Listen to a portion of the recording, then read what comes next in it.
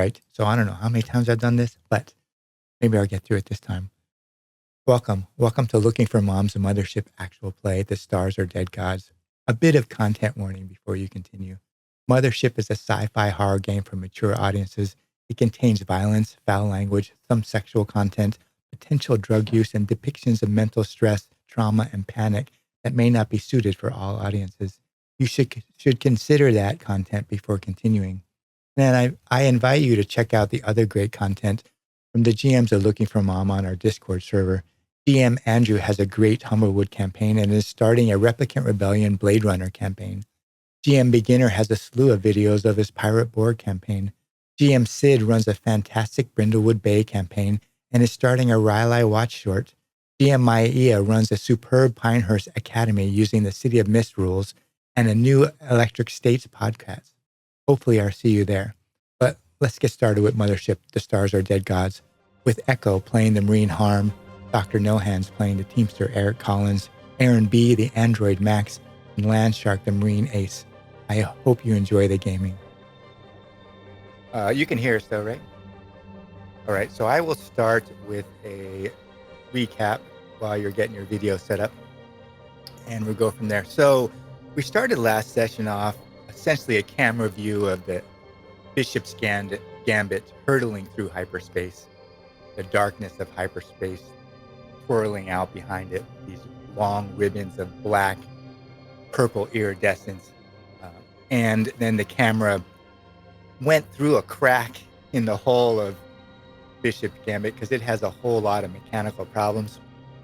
And down the gangway, past open panels and a airlock that was askew on its hinges and all manner of safety violations, and into the cryo chamber where Captains Ace, Harm, and Eric Collins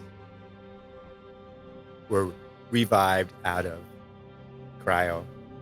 Mr. Tim explained that Captain Max had unfortunately suffered an incident where he was trying to repair one of the many problems with the ship, and he short-circuited against a major panel and shut down to preserve life and limb. And he was not operable and had not revived yet. So the three captains went to the pilot house where they viewed Tau Sigma 7, this small, tiny, reddish planet that was very close to this purple-blue gas giant that essentially occupied their whole view.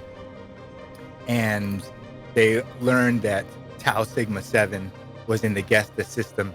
It had relatively normal atmospheric oxygen, but it was relatively thin and had a minor NH3 or ammonia concentration. Its nominal temperature was 40 degrees on the surface, or 4.5 Celsius, and its gravity was 0.85 standard.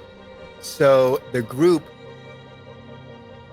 decided, they learned that one of the captains had somehow attached a spider shuttle to the ship when it wasn't normally attached.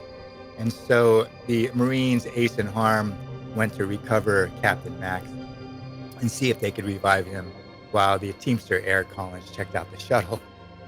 He found the shuttle in fair operating conditions as far as he could tell, and Captains Max and Captains Ace and Harm found Max unrevivable, so they carried him and left him in an open cryo coffin and proceeded to kit themselves out and join Eric Collins in the shuttle. The shuttle dropped Planetside, and like most things on the Bishop's Gambit, it had a small electrical fire in one of the panels, and it completely lost power as it's falling through the atmosphere. The Marine Harm tried to fix the electrical, unbuckled from her jump seat, tried to fix the electrical panel or the electrical connection, and was not successful. The Teamster Eric Collins, who's in the co-pilot seat, reached underneath and tried to hotwire the console and wasn't successful. And the Marine ace who's piloting had to try to pilot the shuttle down without servos and manually pull on the yoke. And he also wasn't successful. So the shuttlecraft crashed to the surface in a controlled sort of manner, ripping or bending 3 legs on one side, so it's kind of up on its side.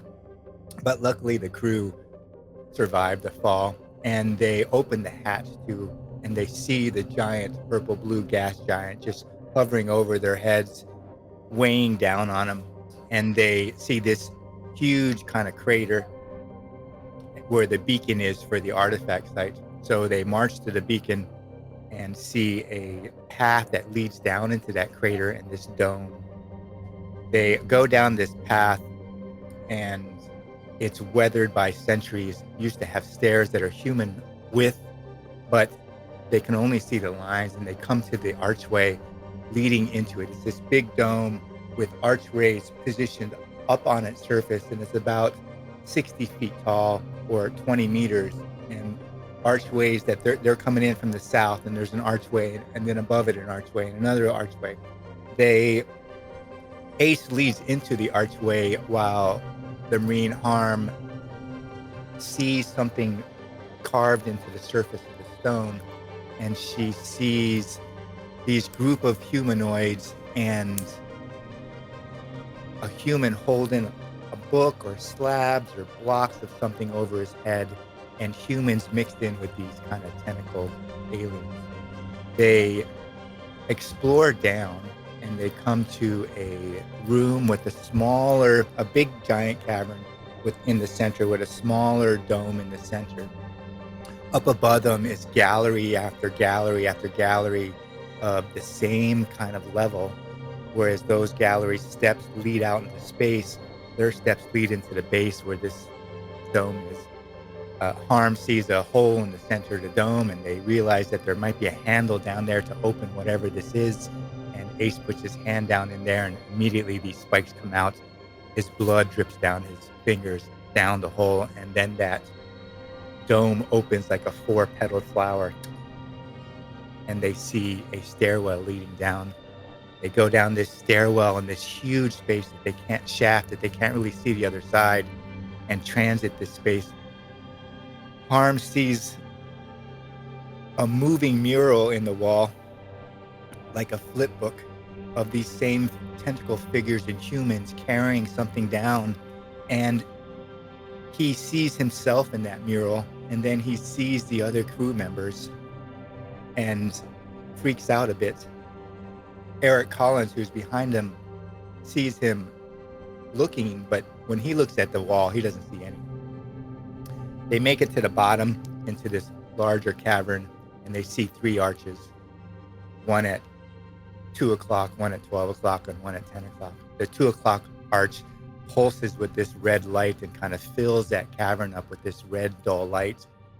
The arches at 12 and 10 o'clock are just open but dark, and there's this red smear along the ground.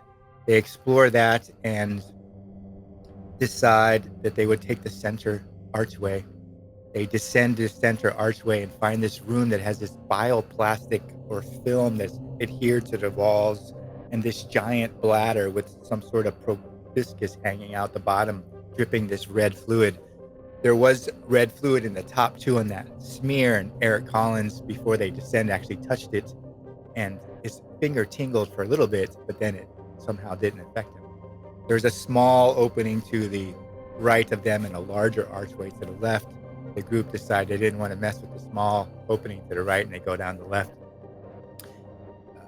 Ace is in the lead, and it's a small, like 4-foot tunnel, so they all kind of have to bend over, and Ace is blocking their view when he comes to the end of the archway, and he sees this huge funnel that ends in this maw, this kind of sphincter of teeth and biologic at the bottom, and heat rises up from there, and he hears this kind of gibbering sounds and screams and laughter and singing, and can't really make much of it, but it doesn't affect his sanity somehow. And he tells everyone, don't look.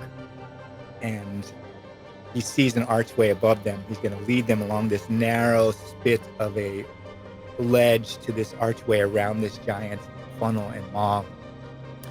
Harm kind of grabs on him and follows them up, but Eric Collins, his eyes are just too big, and he looks and he relives part of his past in that moment where the maw is beckoning him to give himself over.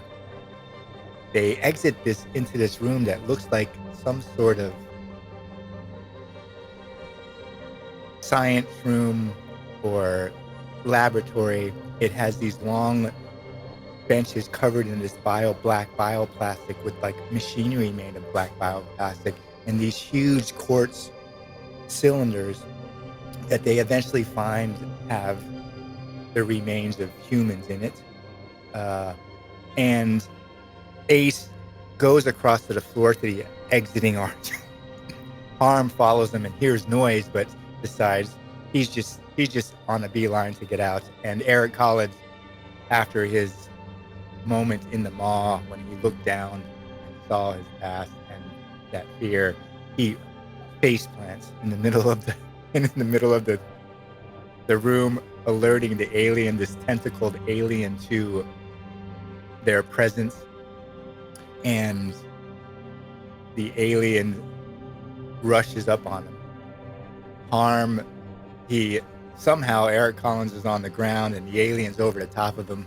He's in a very terrible position. He has no armor, no weapons.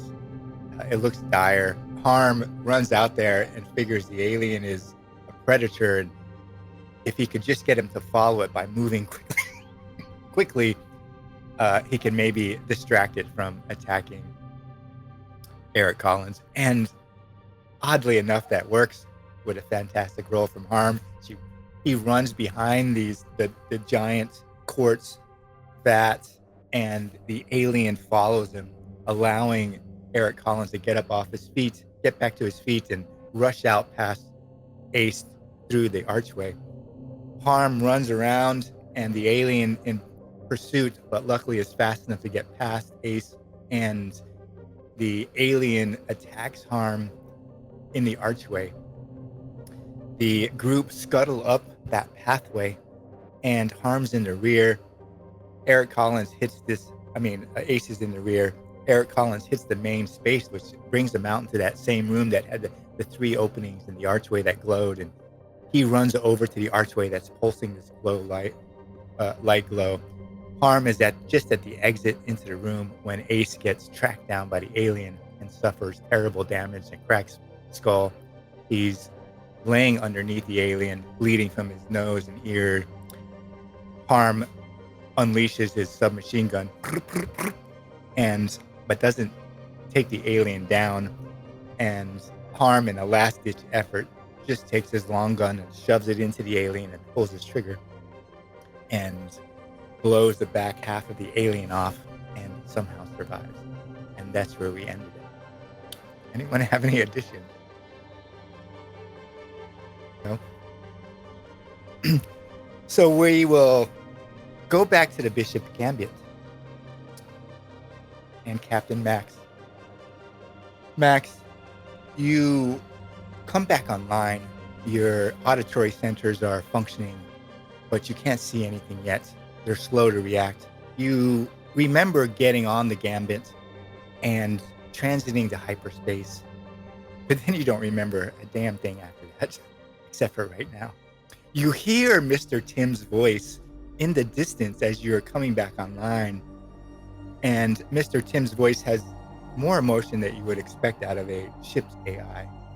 And you just hear him say, "It wasn't my fault. I told him not to do it." There's these pauses, like he's talking to someone. And then he says, "Oh, he's awake." And then you hear Mr. Tim's voice as your vision starts to fade in. You're laying in a cryo coffin. The lid is open. And you're just laying there. And you hear Mr. Tim's voice from this tiny little speaker up on the wall that's been broken off because it's just hanging by its wires. So his voice is like pointed down at the ground, and you hear Mr. Tim say, "Captain Max, are you awake?"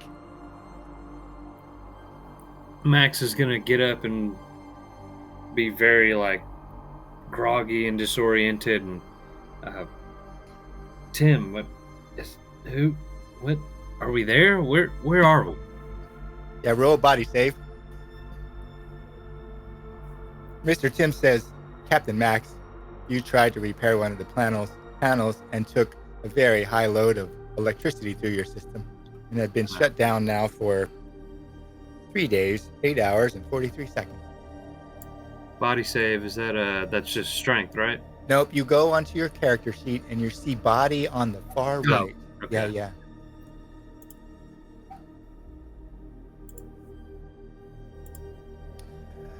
Oh, I blindly rolled it. I'm sorry. That's okay, I can see it. It's a 12. You rolled less, you succeed, but go down and check at the bottom where it says public or GM roll. And yeah, I changed it. Yeah, I can see it. It's a 12.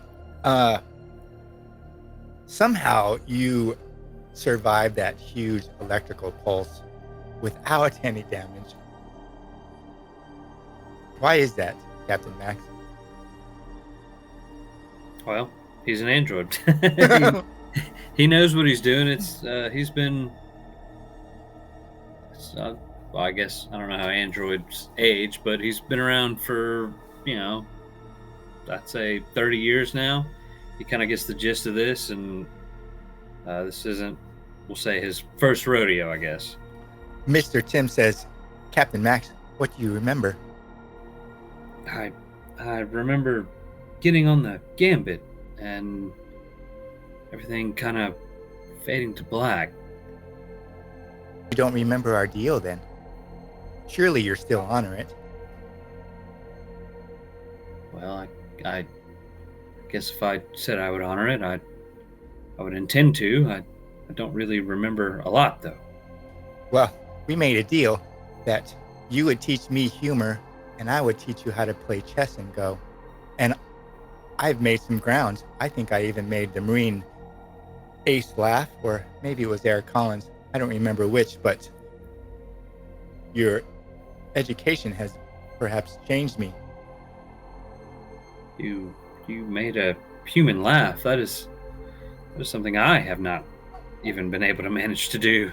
So you had made leaps and bounds over me. I think Max would know off the bat that Mr. Tim isn't acting like a normal ship's AI. He doesn't really have to make a roll. That Mr. Tim's, even waking up, he remembers in the Gambit, but he doesn't remember these days and inhuman time in between while you're in hyperspace and you are managing the trajectory and transmission buffers. But Mr. Tim, you immediately realize that Mr. Tim's voice has a little bit too much emotion, that most of the time they don't code that or give them that kind of module because it's just a ship's AI. They don't really need that. They're just tech. Mr. Tim looks at you and says, well, we could go to the pilot house. You could join me and we can witness what happens together. Okay. Where is everybody? Where did they all go? The other captains have gone Planetside for booty.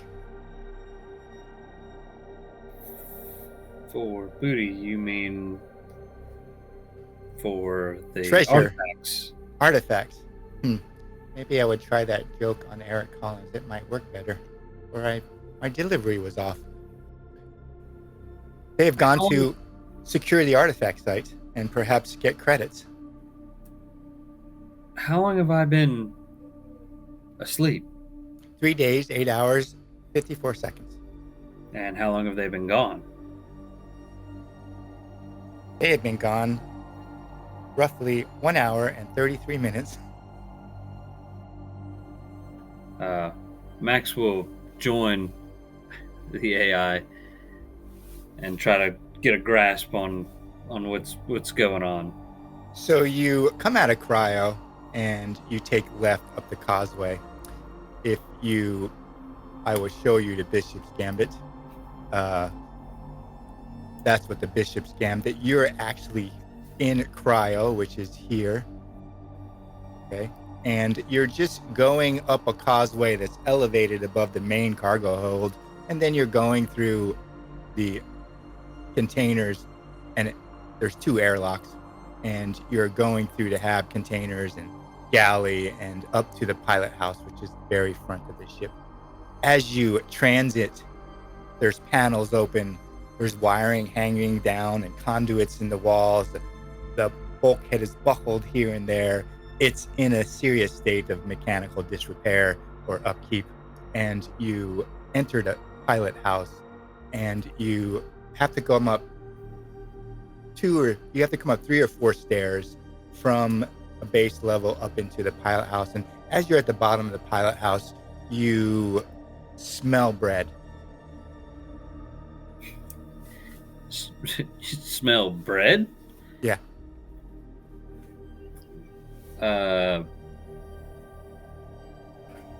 He'll kind of pause for a minute, and it's like, that smells familiar, and he'll just continue on the way.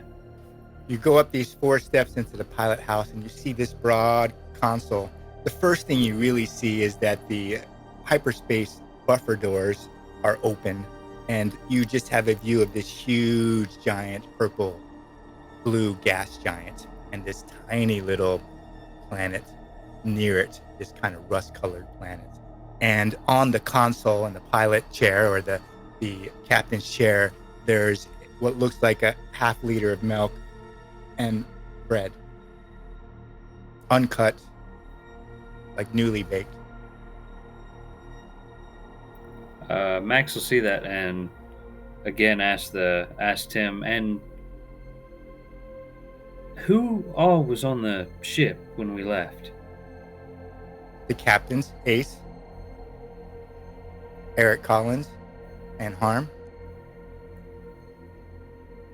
And you said they had been gone for an hour or so?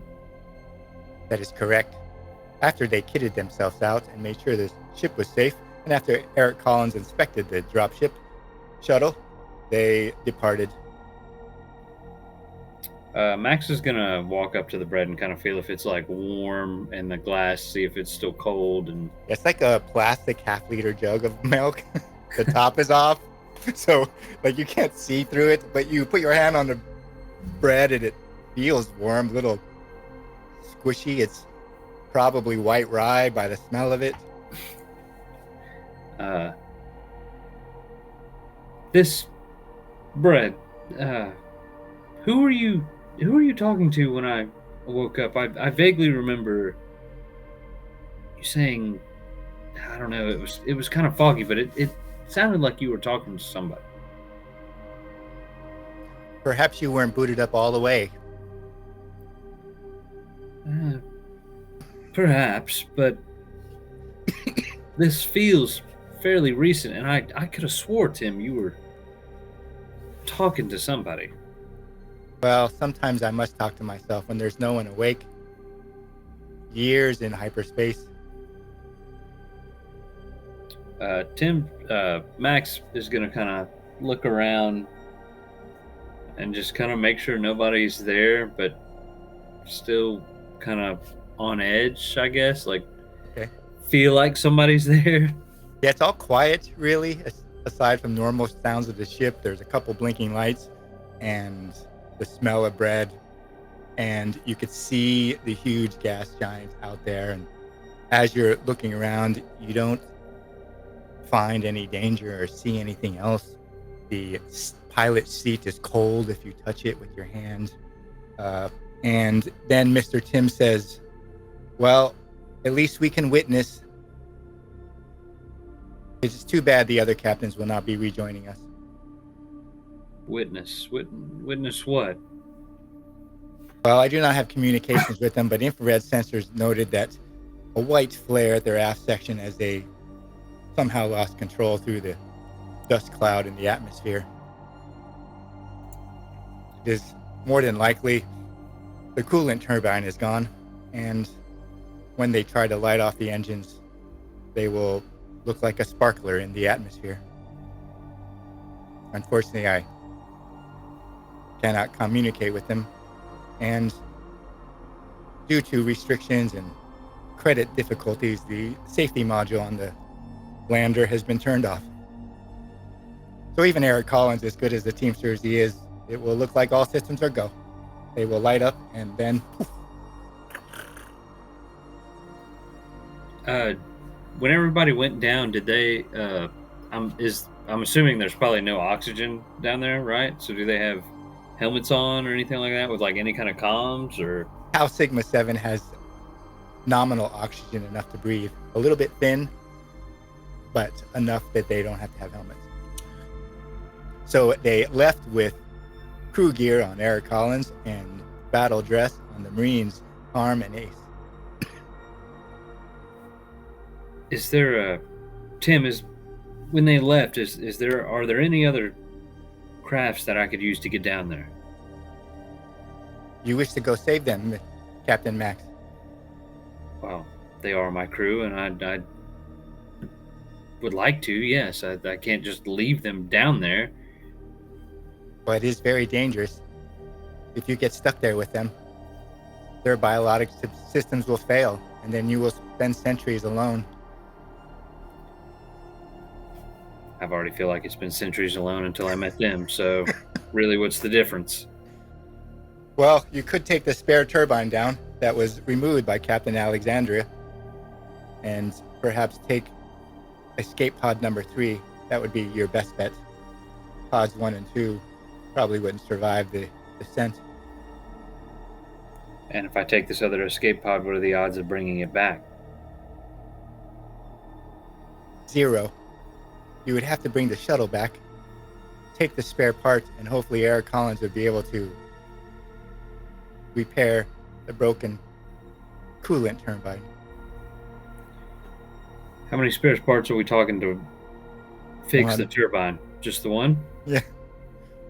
It's about this big. If you ever seen like a turbine on a souped up car. So then Max will immediately go. And where would this turbine be located on the ship currently? The repair. It's in cryo in the third drawer from the left.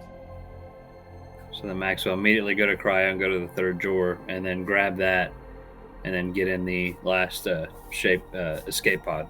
Mr. Tim's voice follows you down speakers as you're walking down. Like, it jumps from one speaker to the next. It kind of fades in and out as you walk under the speaker. And he says, Captain Max, are you going with just the turbine? You have a weapon. It could be dangerous down there. It is an alien artifact place. Eric Collins went out without one. I fear that he may not return. Thank you, Tim. And I think I had a pistol, right? A trank pistol. Sure. Oh, a trank pistol.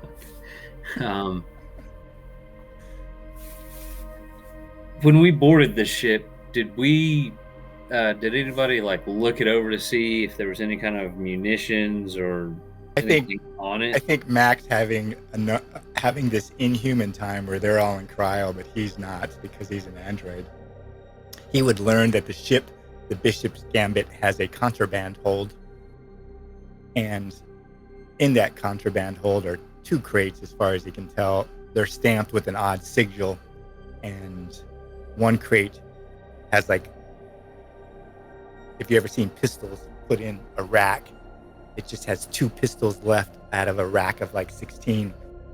And the other crate, he's opened up and he just sees this jumble of round objects or hexagonal objects. They're of various metals, steel, stainless steel, maybe aluminum, but they're small. He knows that they're grenades of some nature, but he has no idea what type. So Max, knowing that, will go to, after what Tim says about it being a hostile planet, he'll grab both of the pistols, I guess, since they're the only 2 left. Okay. And then grab one of the random grenades. Just one? Round, hexagonal, or triangular? Let's do round. I'll do round. I feel like I know what the round one does. So you take a round one, which is this dull steel round with a little clip mechanism on it. You know, it's perfectly round, about the size of your hand, and you pick up the two pistols. I'll put them on your sheet, or I put them on your sheet. It's a slug revolver, and you take the other slug revolver and you go to the escape pods. You see these small little irises, you know, labeled 1, 2, 3, 4, 5, and 2 red lights above 1 and 2, and a green light above 3. You toggle the mechanism for the iris, and you load up into escape pod number 3. It's small. You're like cramped a little bit. It's, you know, about just enough bigger than your body to be an escape pod, and you thumb off the controls, and the iris closes, and then the escape pod door closes. It's still attached to the ship, and Mr. Tim says, "Good luck, Captain Max. I will lament your passing if you do not return. It was nice to know you." Thank you, Tim. I will do the same. I hope to return with the crew as well. You feel the pod eject. Now, escape pods are usually meant to eject from the ship and be recollected in space. They're not generally recommended to do a planetary landing, but that's what you're doing. Mr. Tim has fed the coordinates into the beacon for the escape pod, and it jets itself. You feel a little bit of force as it gets towards the planet and hits the atmosphere, and then it starts to jiggle and move, and the front end starts to glow a little bit as heat builds up in the center. You could feel it through your toes, probably up to your ankles and knees, and it starts to wobble a little bit. It settles out all of a sudden, like this smooth flow, and then you just feel it hit the surface. You feel it hit, and it skips across the surface and collides with something huge, and you're jammed up against one side, and it falls to the ground or the surface of the planet. Make a body save.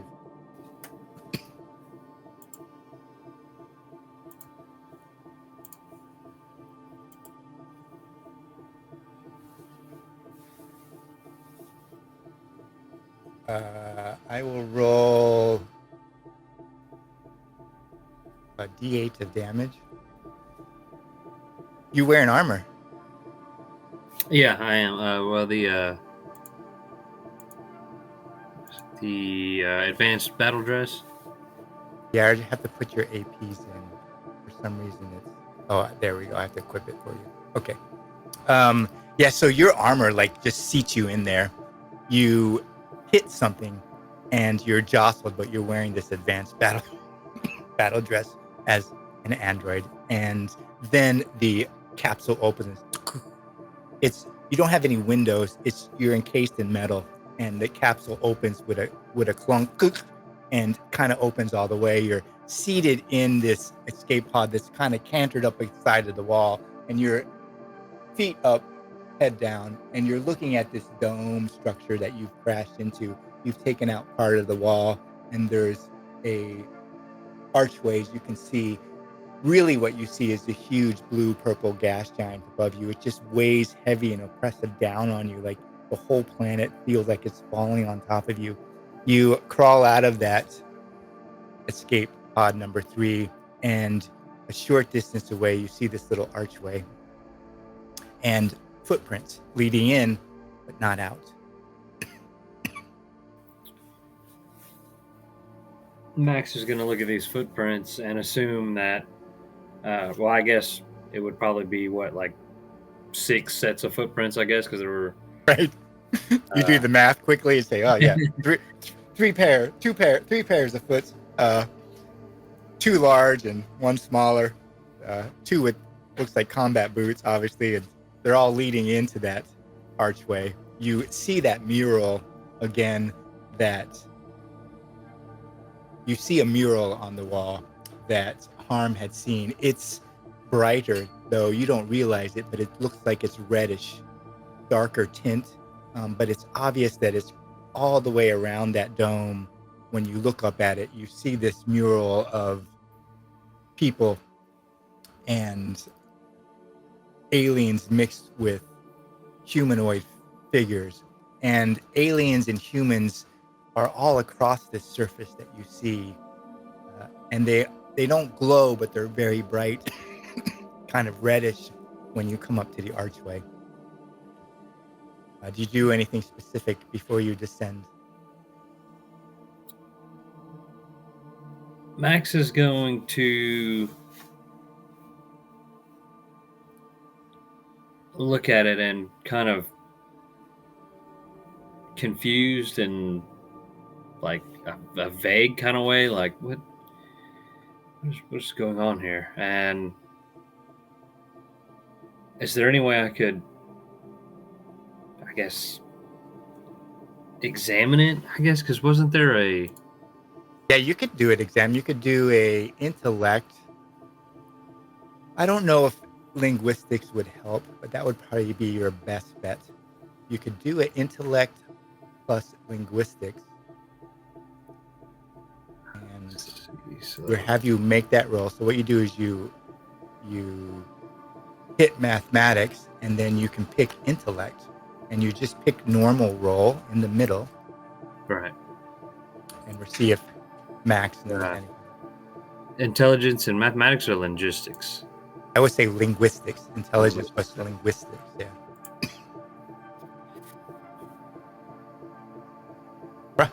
So you're looking at this, and you get this sense of doom, if androids can feel doom.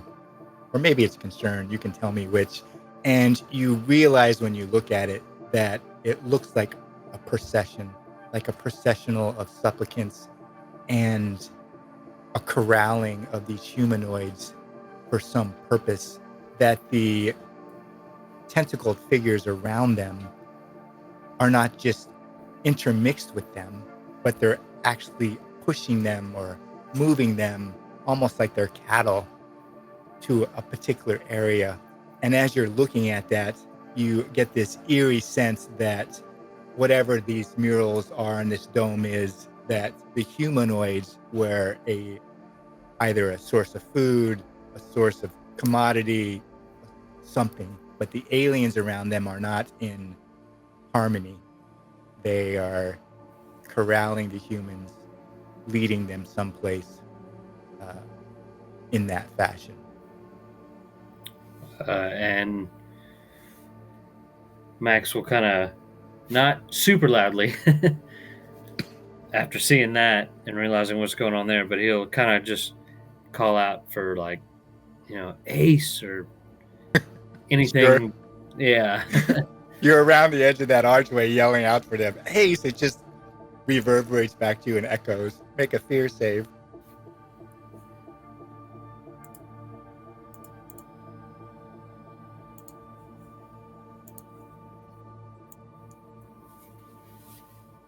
All right. So, Captain Max, you yell out for Ace and Harm and Eric Collins, and your voice just echoes back to you from that depth down there. You see that their steps are leading down. You might glance back up at these murals and have this foreboding sense of what this place must have been. What does Max do?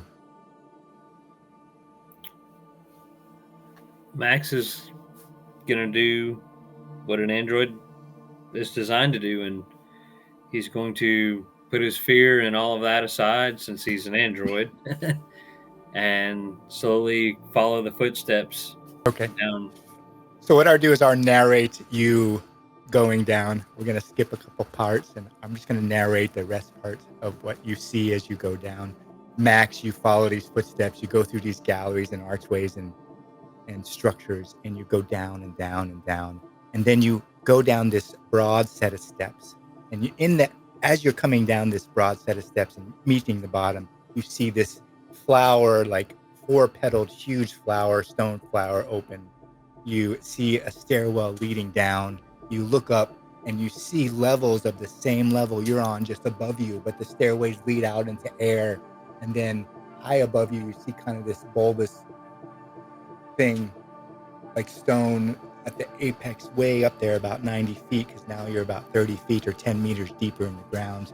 You inspect this opening petal, and see the stairway, and you actually see blood, and you go down because that's where the steps go. You enter this huge shaft that has no endpoint. Your lights on your shoulders or helmets peer out into this blackness, and you can't see the other side of the wall. You're just spiraling down this staircase that's in this huge shaft, and the walls are smooth and red, and you spiral down and spiral down and spiral down. You end in this, at the end in this archway, and at 10 o'clock, you see this pulsing archway of red light that suffuses the area with this soft red glow.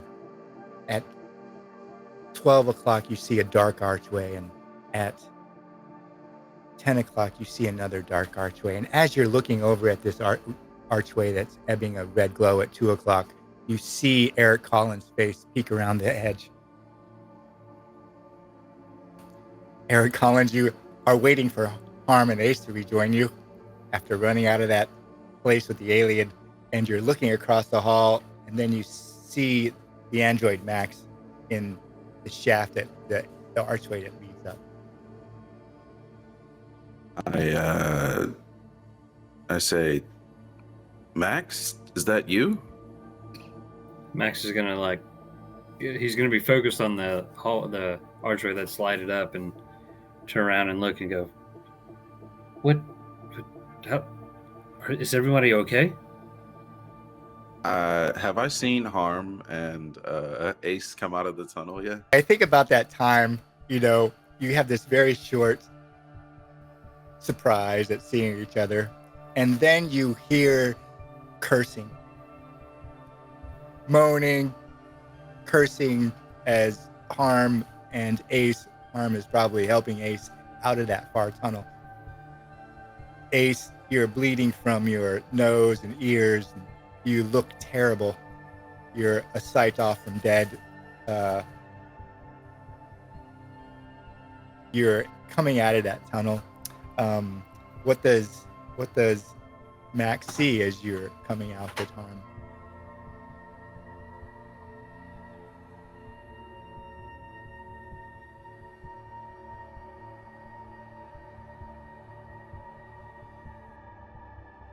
You muted, or you guys hear him or no? No, I can't hear him. Okay. Yeah.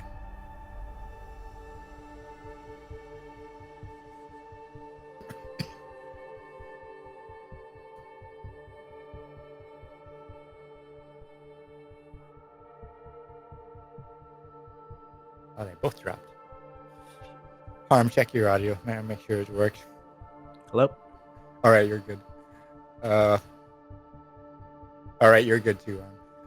So, I would imagine that Ace would be coming up the tunnel with his arm, like, over Harm, kind of like shouldering him a little bit. Maybe he's got a little bit of a limp. He's bleeding from his nose and his ears. And, his head is kind of like wobbly from the blow to his head. And it's like, at least we got that fucker, right? I think that's the biggest kill to date. Looks up and it sees, oh, look.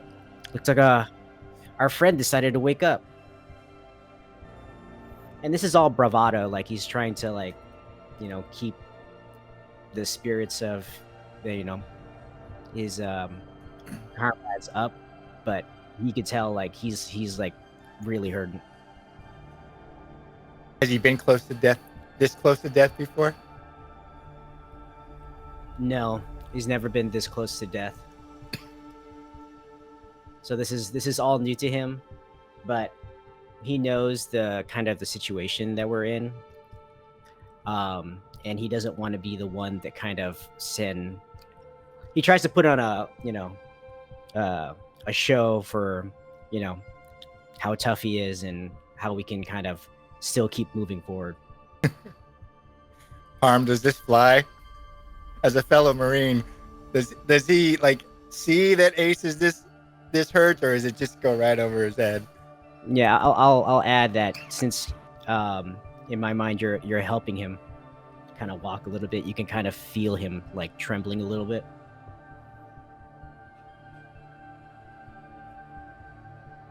If Harm weren't actively helping him, he probably Harm would still probably be like, yeah, I can kind of see through his bullshit, but like either way, like Harm's not gonna call him on it.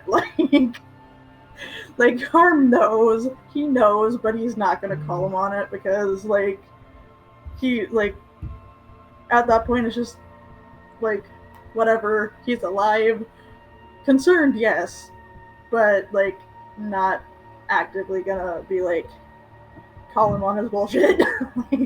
I'll say that Ace and Harm have like this kind of look, like you feel me, you understand me, like we kind of like we need to keep morale up. It's a Marine moment. Right, we just have like this look, right?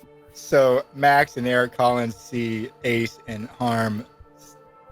Well, Harm is moving perfectly fine. Ace kind of staggers out of that 10 o'clock archway, and Max is there at the main archway leading up, and Eric Collins is still in the glow of that archway at 10 o'clock, really across the way.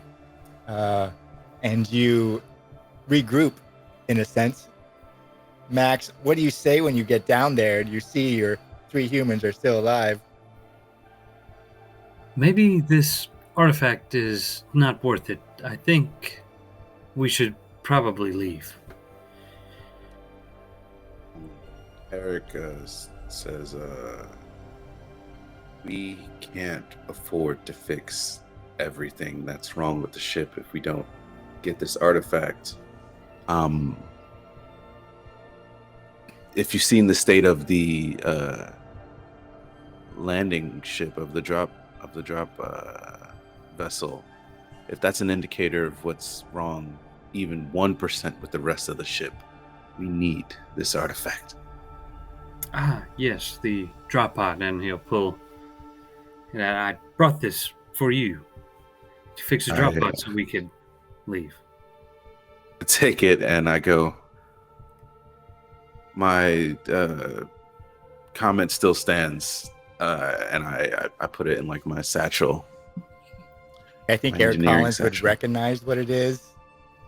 That the shuttle, like Max has brought down a coolant turbine for the shuttle for some reason. Yeah. I'm like, before putting away, I inspected, I go, thank you. I don't know if I gave the shuttle a once over before we left it. Probably. Yeah, Eric Collins, you did, and everything looked fine. All lights were green. Yeah, I'm not even. I'm gonna focus on.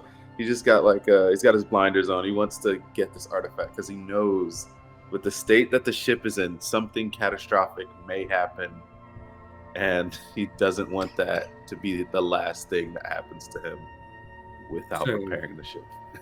Max will kind of see or kind of notice your confusion and look at you and go, Did you not look at the ship? Tim told me that you needed this. I think we also might need to pay to get someone to look at Tim's core.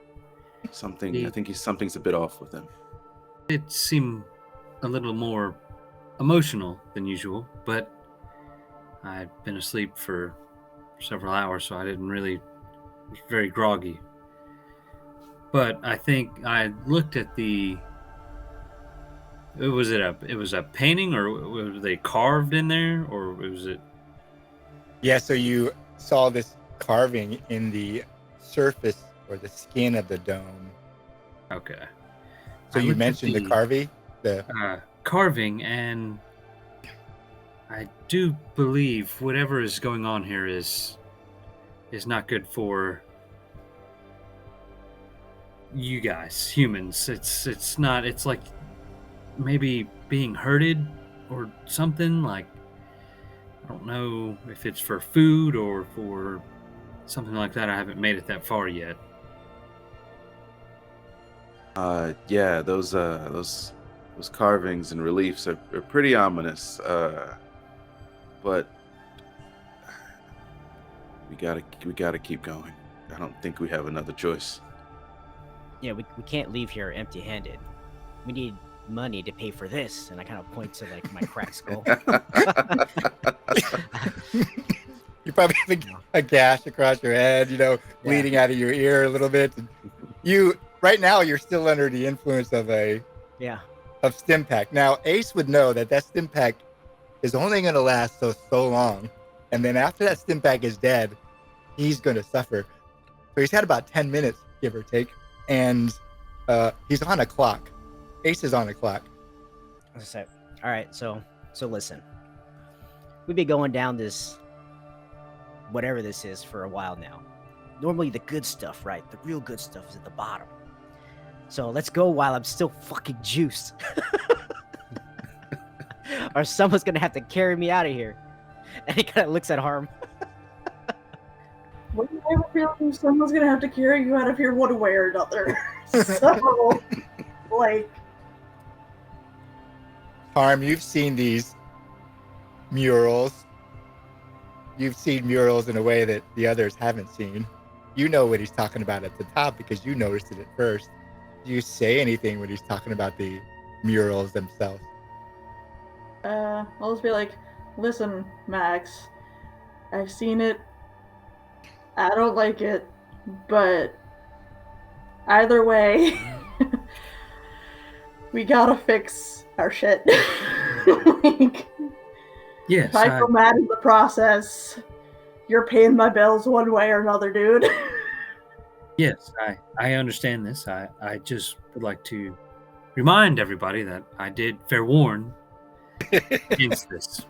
But if we must continue, may I suggest that I lead, as it appears that whatever these things are, that they do feed or attack humans, and being the only non-human, maybe I should take lead.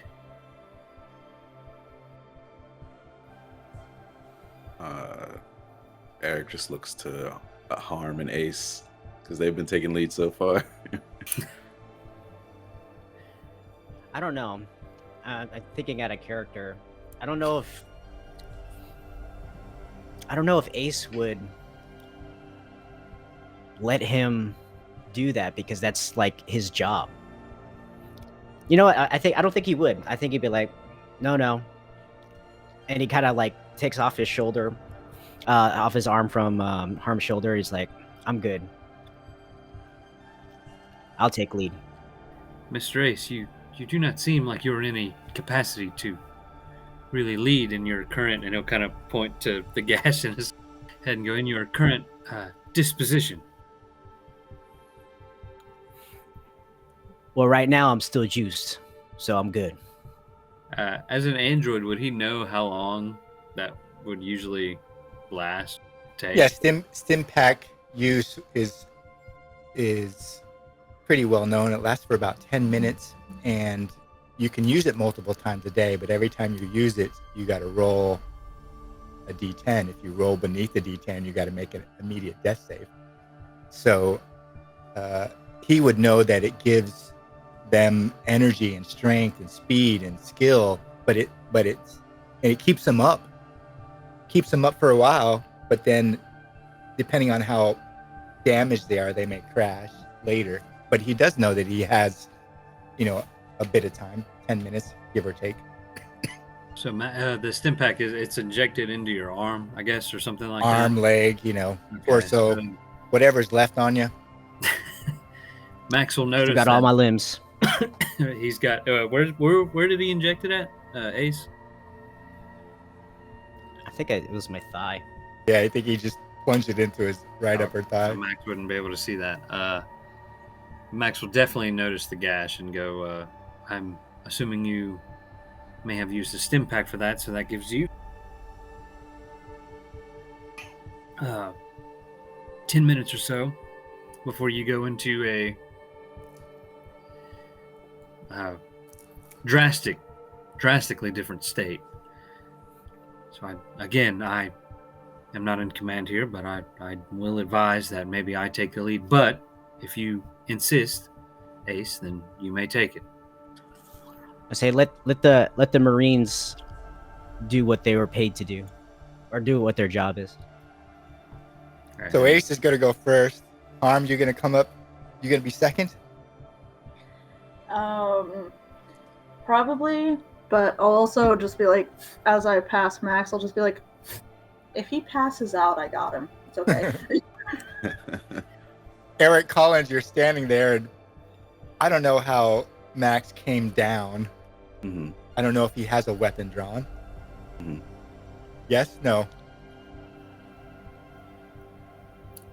I think after he saw that painting, or that he probably would, yeah.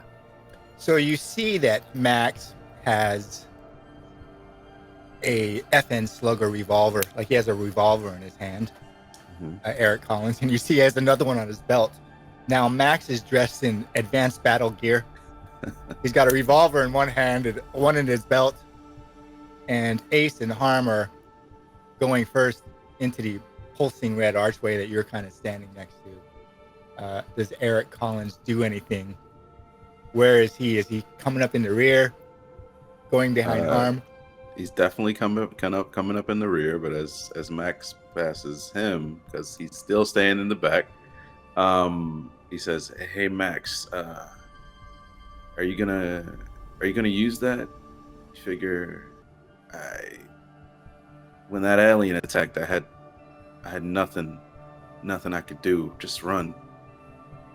And I'm pointing to the gun at his hip. Max is going to turn around and go, so you've seen one of these creatures then?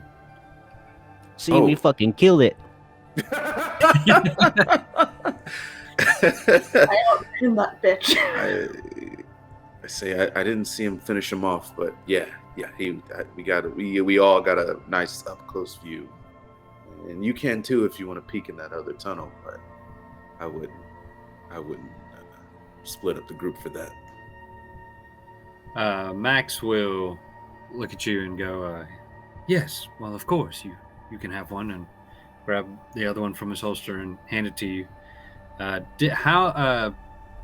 Which I should have done before I left. Now that I'm thinking about it now, you said they were revolvers, so I'm assuming I probably didn't grab any kind of extra ammo, so it's just the 6 shots, I guess. I mean, I think you're in advanced battle dress, and I would imagine that you bring a clip or two. You know, the point was to bring down extra weapon, or to bring down a weapon for yourself. And Mr. Tim told you Eric went down without a weapon, so I think you would have 6 shots in a clip, or at least 2 clips for each, and you wouldn't go unprepared.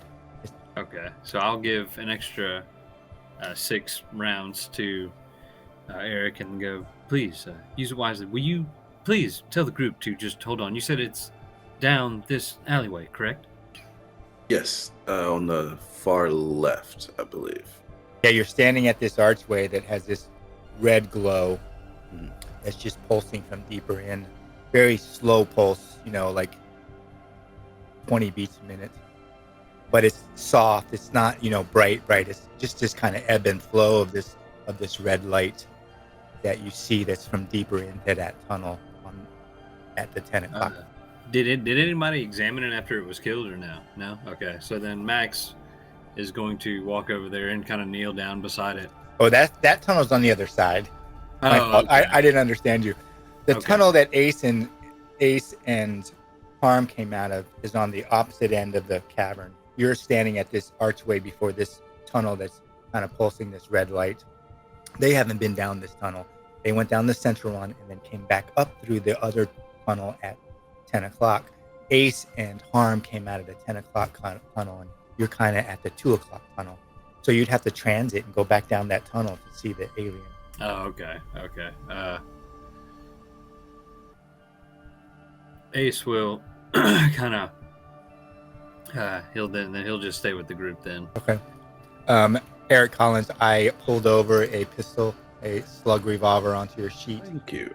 And so you now have a slug revolver.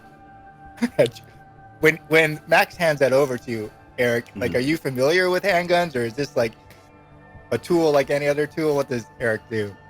I mean, the combat is his second lowest stat. I want to say like he's shotguns before probably, but it's like something he doesn't train.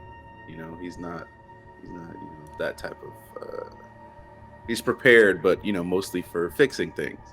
So he has the weight, and he definitely was fascinated by the weight of the assault rifle. But he's like, okay, this is more manageable, and he shoves it in one of the. I'm assuming he's got like, a satchel and like other loops and stuff like that, just for holding tools. So he just shoves it right in there. Pocket. Yeah, takes the extra 6 bullets and he tucks it in his satchel. And he's like, okay.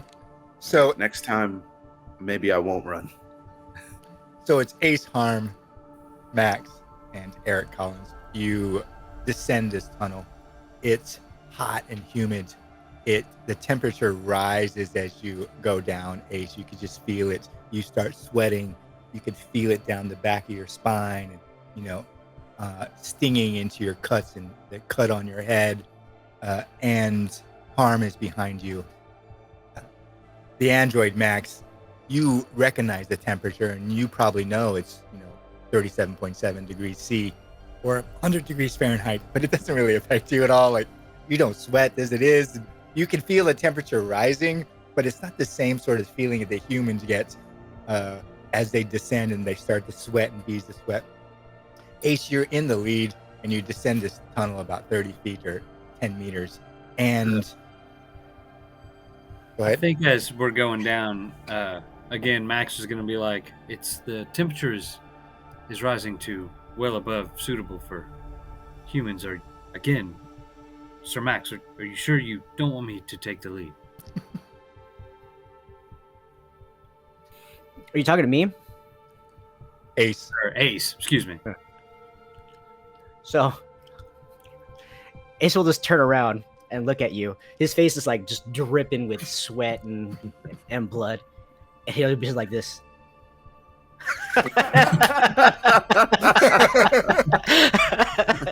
Keep on going. He'll look at who's behind Ace? Harm? Eric Collins. Harm is behind Ace, okay. And then you, and then Eric. So then as he does this, he'll look at Harm and go, I get the distinct impression that he does not like me.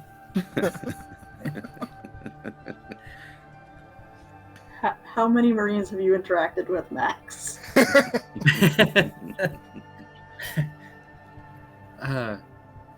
None on the caliber of Mr. Hayes.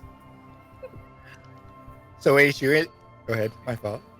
Like I said earlier, if he passes out, I'm carrying him. So we'll be fine, I think.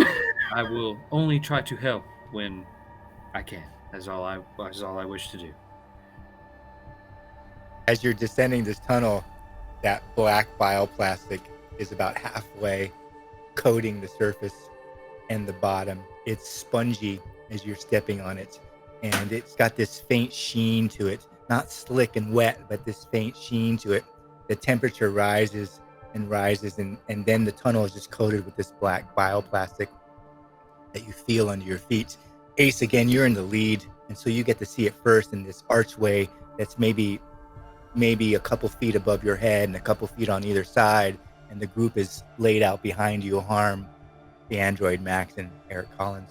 And you look into this room, and you see on pedestals these rising tubes of quartz or glass that are probably 8-9 feet 2.5, 3 meters tall, and maybe a meter to 3 feet in diameter that go up. They're attached to the wall that's also coated in this bioplastic, and they got a cover over the top of it. And you see dormant aliens inside these huge tubes, really. And then across the way, the last one is broken open, and there's maybe a quarter of that glass that's still intact in the bottom, and there's that red liquid in it, but there's also red liquid all around the floor of it that looks like something had broken out.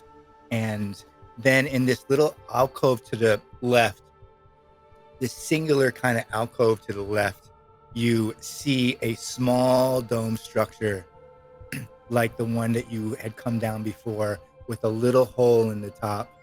And that dome structure has iconography all around it. And it's closed. What does Ace do? So this is the same kind of like situation that we were in the room before, where we see like those tubular things and one of them's broken. Yeah, but instead of having humans or humanoids in that tubular thing, when Harm ran down there and saw humans in it, these ones, you can see tentacles, but they're not moving. You got 4 of them, big kind of tubes that are attached to that bioplastic, and these aliens on the inside that aren't moving. And then the far one, the 5th one at the end, is broken, most of the way. And they're the similar kind of tubes, they're just bigger because of what they contain. Okay. I think Ace would be on heightened alert, especially being the last one contained an alien. I think the first thing we need to do is kind of clear the room. So he does like the hand signals and gestures between him and Harm that we got to clear this room kind of thing. Okay. So I guess we'll like hug a wall to try to get like the most firing solution for entering a room. All right. So Ace and Harm, you dip around either side, right and left, ready for whatever's, and the room is completely quiet. The things in the giant tubes aren't moving. You see that dome in that alcove. There's this pulsing red light that seems to come from the tubes themselves. But the room is otherwise quiet. It's hot. It's probably another 1 or 2 degrees Fahrenheit hotter here. And you see a trail leading out from that broken one across the floor, and then you realize it goes under your feet. You couldn't really see it because of the black bioplastic, under your feet and back out to the main room. And otherwise the room is quiet. There's no movement. It's just hot, humid, slightly glowing red, and smells like rotting vegetable matter or fall leaves have been left out to heat up as compost.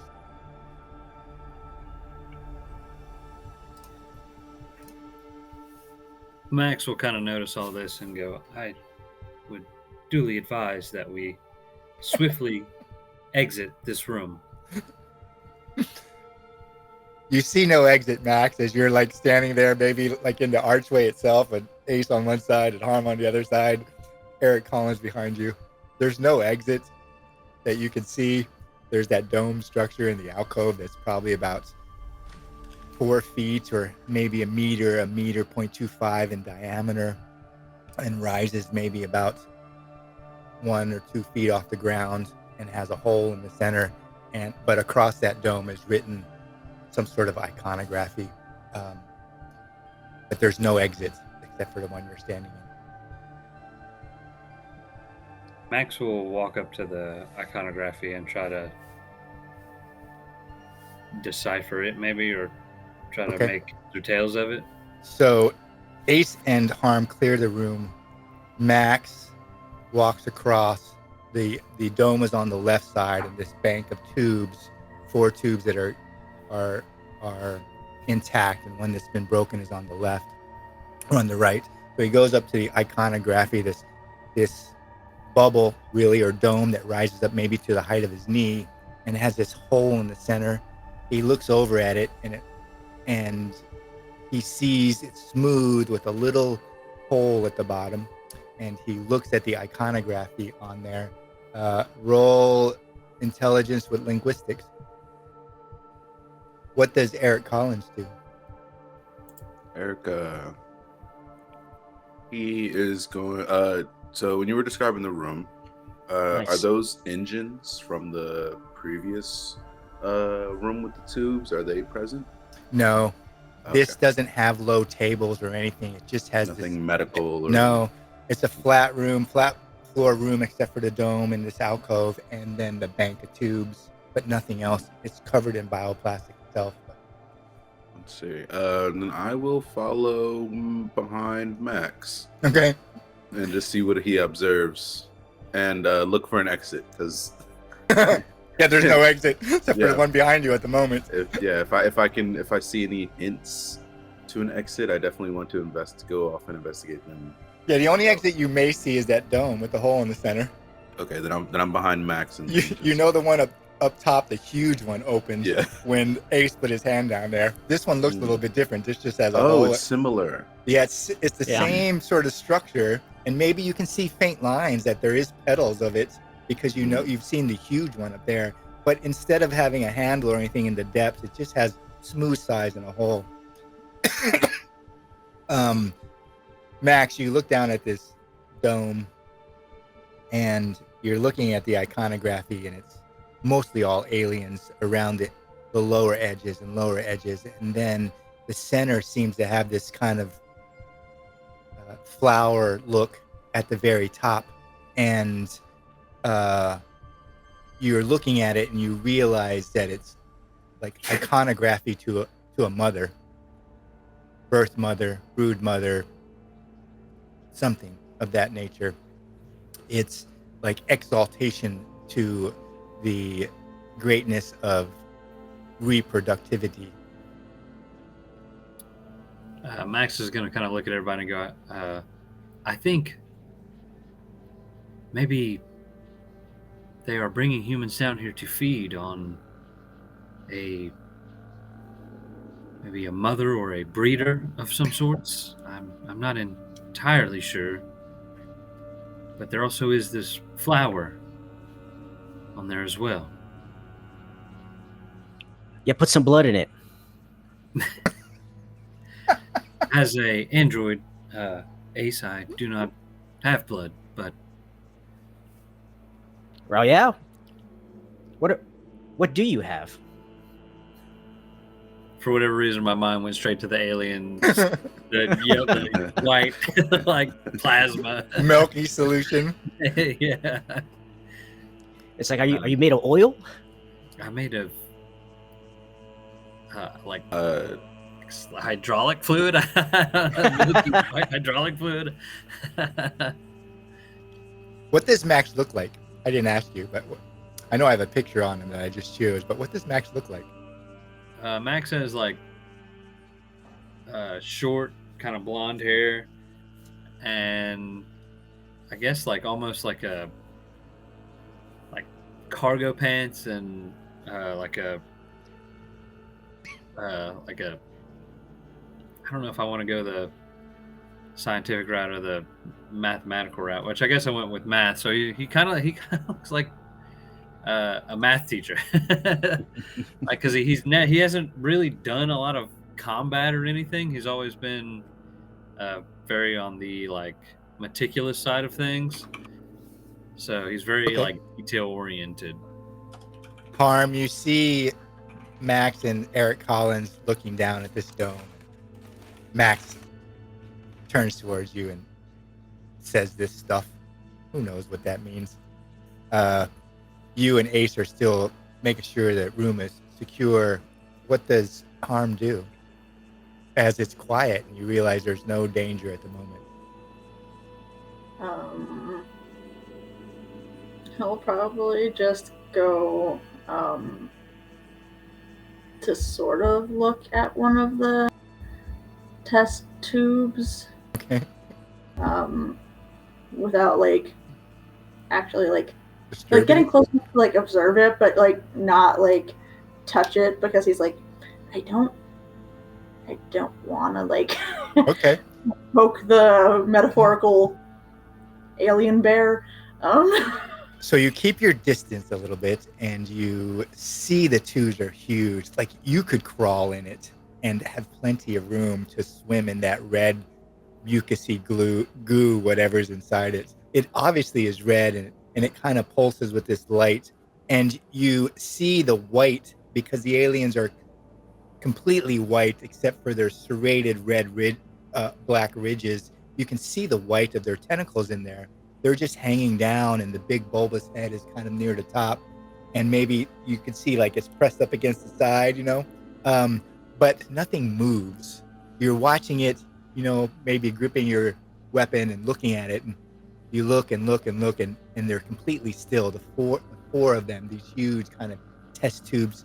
You look up to the top, and they're covered with this black bioplastic.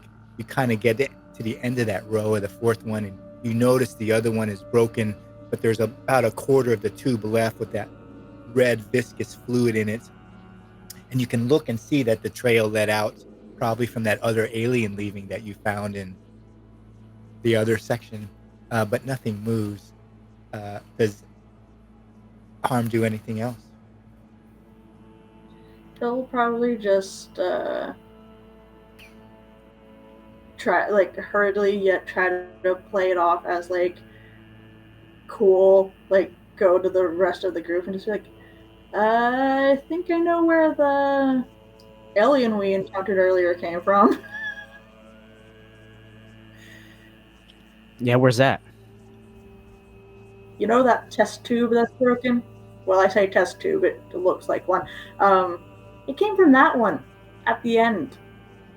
Because I looked at the rest of them, and those aliens look exactly like the one we just encountered. So So hearing they're that, making Max them? will- Oh, go ahead. That was just an opening question or a statement. What did you say? We missed it. Oh, so they're making them? I don't know. All I know is they look exactly like the same thing that we saw and you killed. Max We will killed look at them. Ace and kind of go, I don't think they're making them. I do believe they are breeding them. And he'll kind of go over to the test tube and kind of try to, I guess, examine, one of the aliens maybe to look for like a weakness or like what they are or any kind of information. Eric Collins is going to say breeding, as in there might be a bigger one. Well, like adjusting the pistol at the revolver at his waist. I think there might be a brood mother, maybe. I have a very basic understanding of what I could decipher, but yes, I think there is something breeding them. And I think that you humans are the primary, if only, food source based on what I saw when I walked in. We need to hurry up and get this artifact. Yeah, so where the Yes. hell is this artifact? That's what I had been trying to say is maybe we should Did leave. you open that dome yet? Eric Collins is going to take out a knife and say, I'll do it this time. Okay. And Yeah. he makes a little slice on his palm and tries to add some blood to it. As he does that, Max is gonna, maybe since the last time you put yours in there and one of these creatures had come out, maybe we take, I don't want to take away from your military prowess, but maybe we take defensive maneuvers. If I may suggest that, Sir Ace. I'm sorry, I missed that entire dialogue. Like, your video and audio keeps coming in and out. He said that he, as Eric Collins is cutting his hand and going to drop his blood into the into the receptacle that he suggests they take defensive positions because he thinks something like you had met the other one that came out when you added blood to the larger opening. It's like you forget, I'm a Marine. I'm always ready.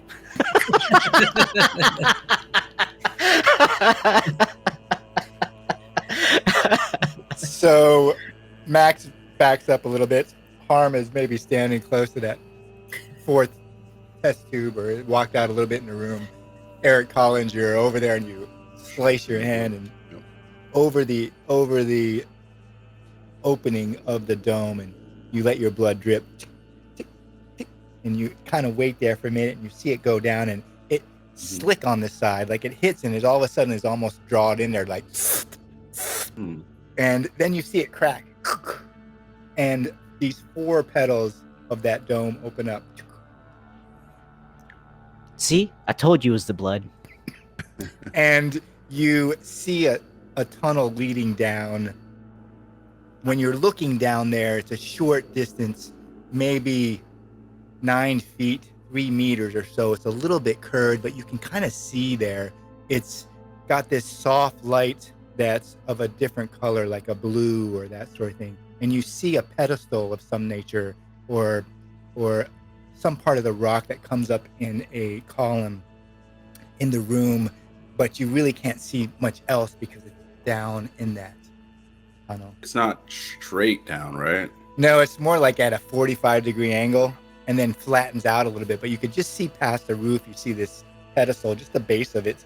It looks hexagonal, like a column, but and the same brown color as the floor.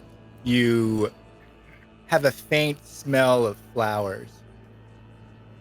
Like a much fresher scent than all the composting smell Right. that we've been. Okay.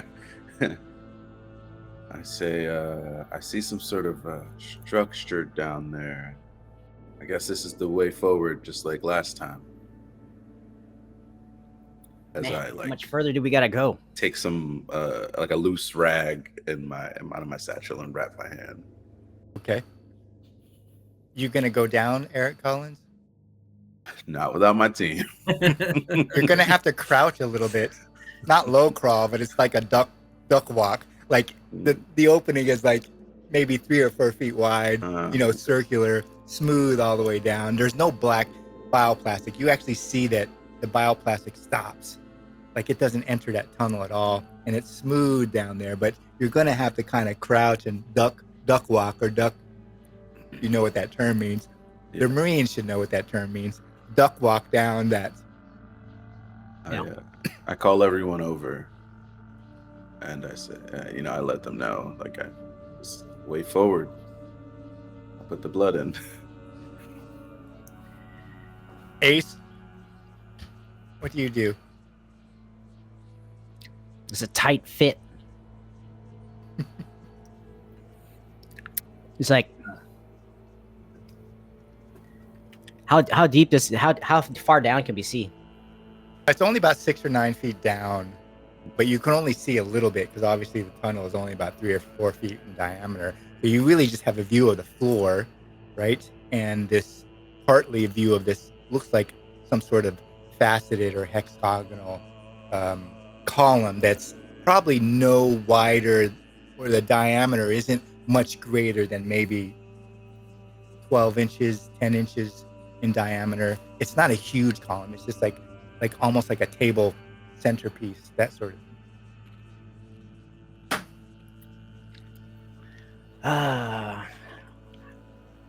Do I don't have any like kind of pistol or anything. I don't think my rifle would be any good down there. And I don't have any armor.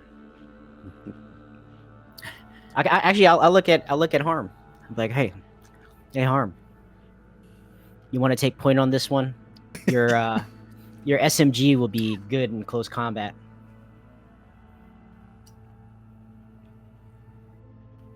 And you have armor. That's out of character, but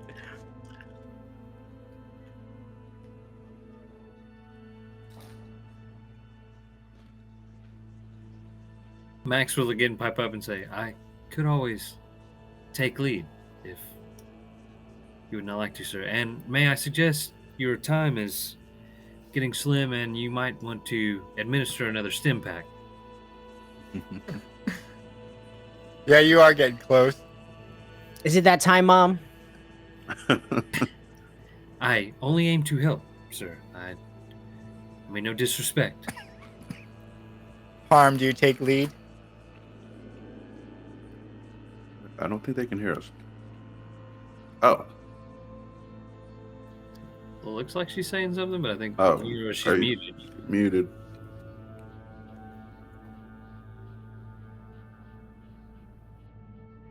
Okay. Nope. There you go. She might be, or might be tied to her mic or something. Yeah. Looks like she stepped away from. Okay, so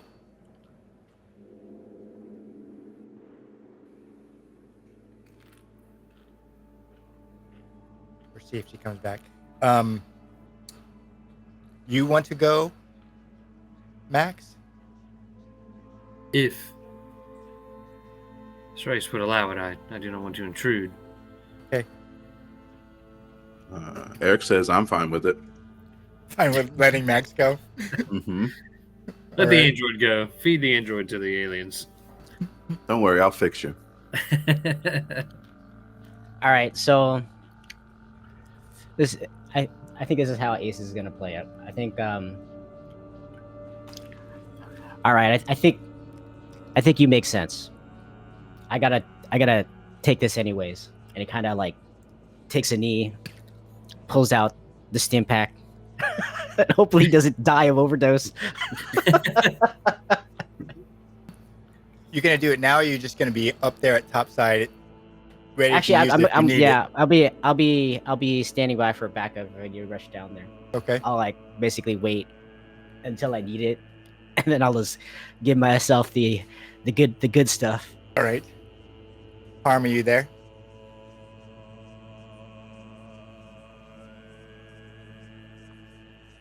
You guys hear? her? Still no sound. No. I don't hear. All right.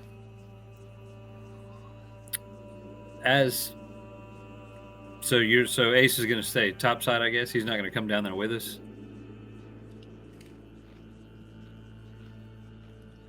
No, I'll come down if you guys get to the bottom. This is not that far, right? Right. Okay. No, So I'm holding rear basically. Okay. I thought you were saying you were going to stay on topside and then. And It's Eric just Collins feedback. is probably right there with Ace, I would expect. I don't want to go down there though. You don't have to go down there, but I want to go down there. or I you want want to. I want to find the artifact. I don't want to get eaten by a mother monster. He's feeling like the pressure, the time that they spent in here not securing the artifact, because they still have to get out once they get it. Okay. They have to live to so- fix the ship. Harm, do we have you? Yeah, I don't know if you can hear me now. Yeah, we can. Yeah, we can hear you now, yeah. Well, I don't know. Switching from microphone to not microphone and then trying to do my headset, and I guess that just screwed things up. Yeah, sometimes you have to like wait. So Ace asks if you would take point. Max, the android, offered to go down the short shaft. Eric Collins is debating. What does Harm think of taking point? He'll just mutter, down, down, down into death, I guess, and then just be like, sure, why not? All right. So I see the Marine Harm and quickly behind him, the android Max. You really have to duck crawl. It's a short passage, 5-6 feet, but it's only like 3 feet in diameter. And you're stuffed up on either side. You probably have to put a hand, at the top, just so you don't fall over, because you're really duck crawling, duck walking all the way down. And Ace and Eric Collins are up above this short shaft. Harm exits in this very small room and has just enough space to let the android Max in. Now, it's only small in the surface area of the floor, but the room itself goes peeking up like a hexagonal sepulchre. So it has 6 sides. And the first thing Harm sees when she gets to the bottom is that pillar comes up in the middle, and it forms this flat little stone table. And it's not made. It's just like the stone itself flowed up and made this flat surface.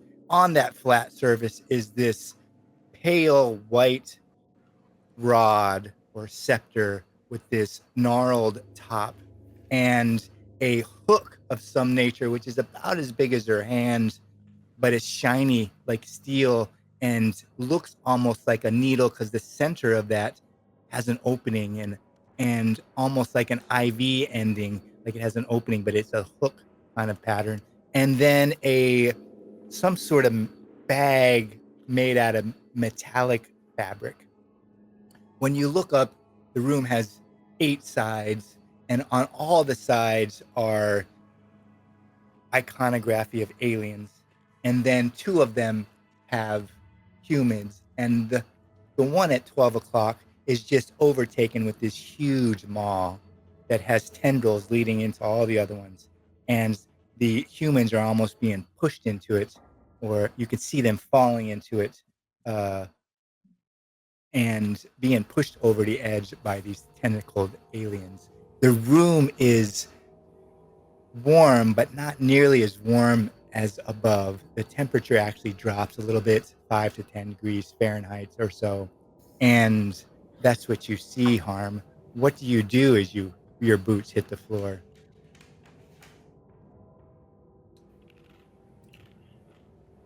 I kind of wait until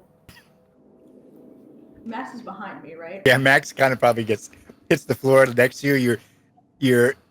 There's not really a lot of space in there for more people because the surface area of the floor is small, and that table takes up most of the area.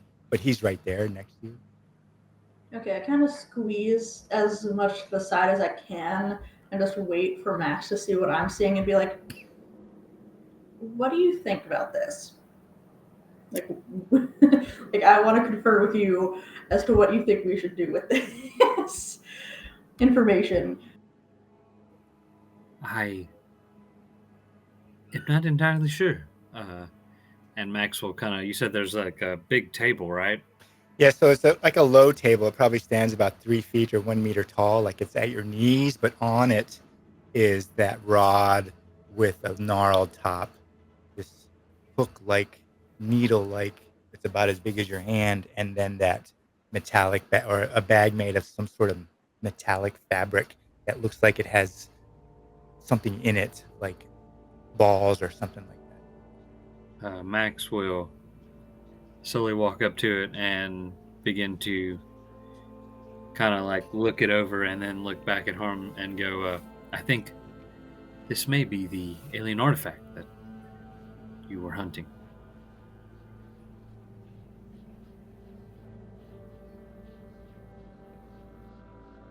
I'm trying to think. Because do either of us have a satchel? I don't think my character has a satchel. I don't think I have a No.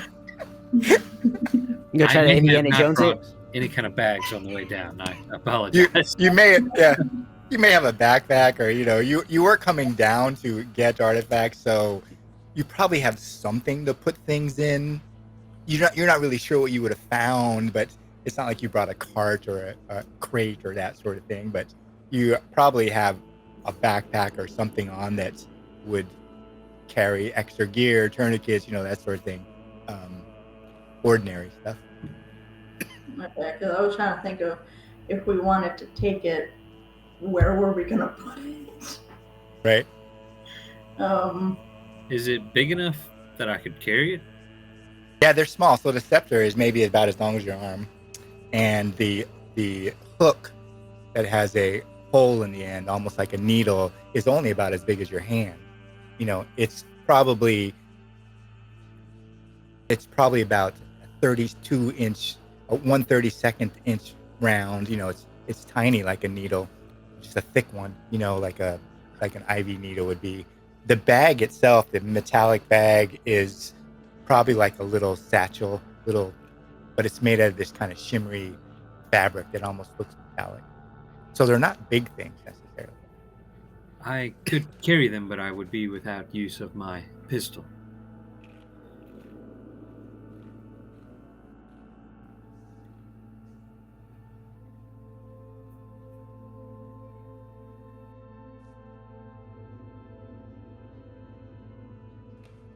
So are we going about this? How I think So- we're going about this? What do you do, Harm? Well, you're kind of looking at these things. I see both of you kind of like looking down at them. What does Harm do? There's nothing else in the room. It's this quiet space that smells like flowers, 10 degrees cooler, has these objects on this table, this obvious iconography above them. Max is going to look at that and try to decipher that again. I've been rolling good on that. So. You can do that. So you look up and are studying the walls, and Harm, you have these things that look like artifacts on the table. What does she do? Nice. He'll just kind of look at them and try to be like, how do these like fit together as like what he assumes they are? Just being like, let's see if I can figure this out with what limited knowledge I actually have about the subject.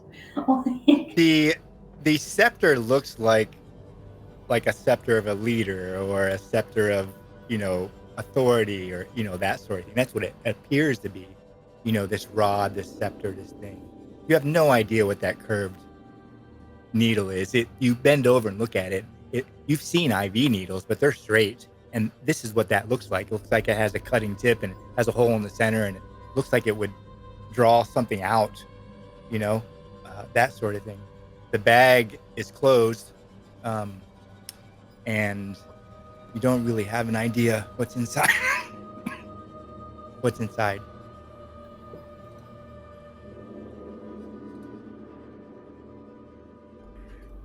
Max, you look up at the ceiling, and it's another exaltation to the maw. You realize that the aliens are pushing the people into this giant maw, this huge thing that takes up the whole single pane, this massive mouth that's circular, and they're falling into this kind of deep pit, and the maw's tentacles are reaching out into all the other panels around the room, and it looks like ritual sacrifice.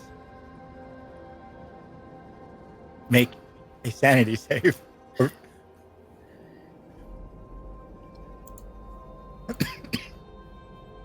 Ooh. What happens when you fail your sanity? Oh, it's a fear. Okay. What happens, Max? Like, you're looking up at this, and somehow it affects your processes.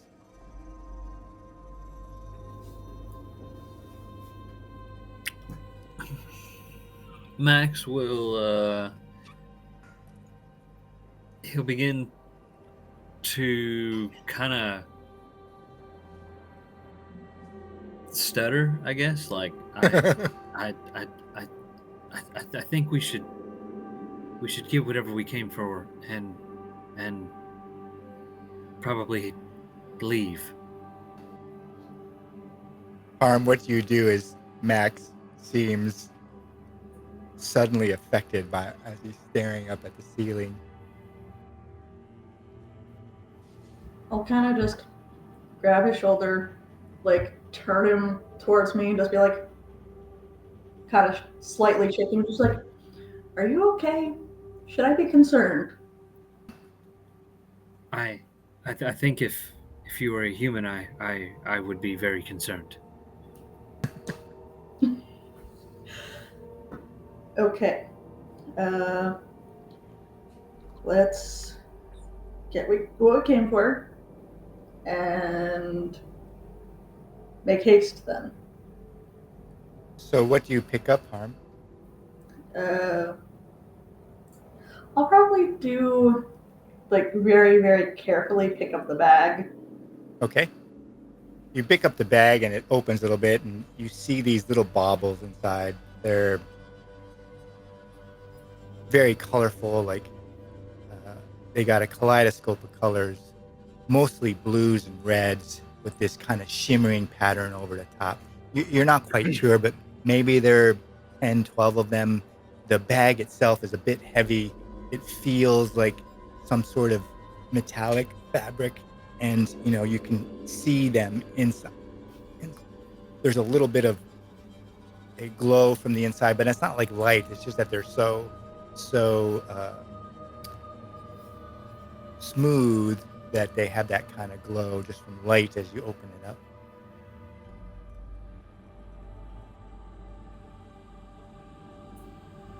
And then you open the bag, and what else do you do?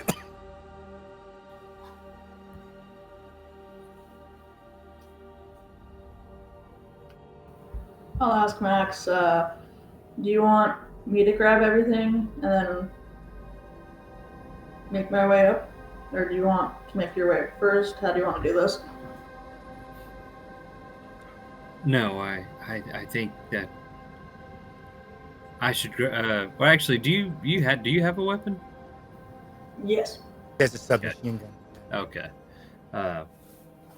I think I should grab everything. My processes seem a little out of touch and off. I would feel better if you covered me. All right then. I'll wait until he takes the other items and then maybe either give him the bag or put it in a backpack pocket thing. So Max, what do you do? Like, she kind of stows the bag, wraps it, probably the cord to close it. What does Max do? Max begins to slowly pick everything up off the rest of the table. Okay. You pick up the round, the curved kind of hooked needle and pocket dad are putting it up. And then you pick up the scepter. And as soon as you pick it up and touch it, you just hear this cacophony of noise in your head. And it's this buzzing, screaming stuff you don't understand. And then it solidifies into this soft voice, very soft.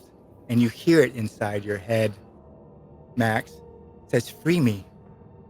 Free me. I will give you power, life, knowledge. Take me from this dead place." Make a sanity save.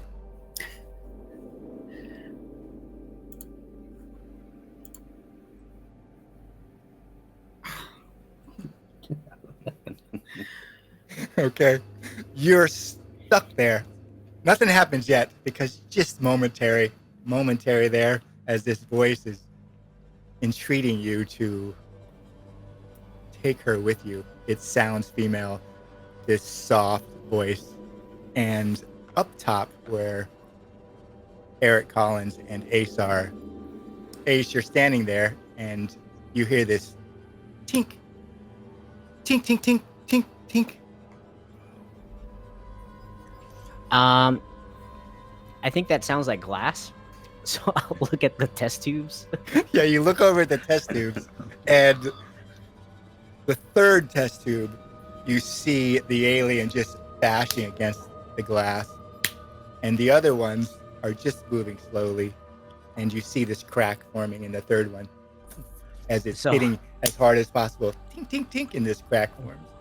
I kind of yelled down the tunnel. I'm like, "We gotta go!" And then I'll jab myself with the stim pack. Eric Collins, you're like standing there and you're looking down at the walls, and all of a sudden you hear this drip, drip, drip, drip. You look up and the walls look like they're wet. The black walls, there's patches of wetness. And then you realize that those wetnesses are just getting bigger and bigger, like red puddles, and then a little bit of streamlets. run down.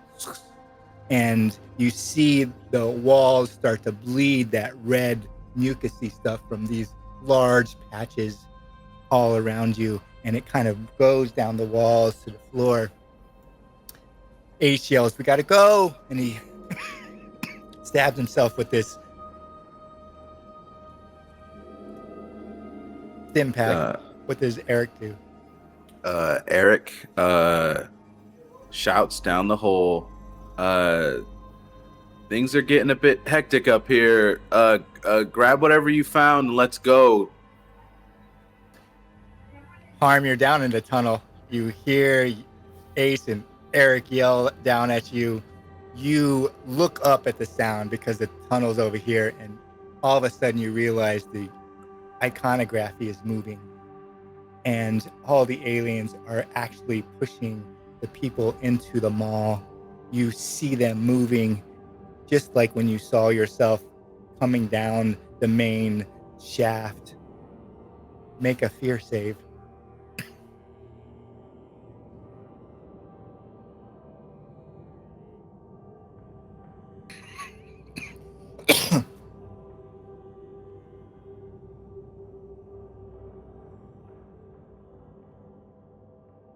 Oh, No.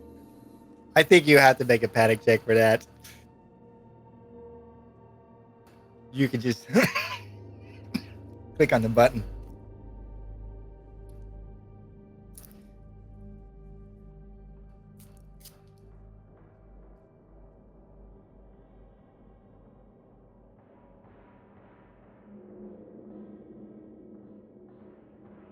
Yeah, or I could do it for you. Apparently, the Macro doesn't work. panic check does not like me because I had this problem last Yeah, time. you did. So I'll make a normal panic check for you. Ah, you 7. What is your panic at the moment? Oh, I was on the wrong person.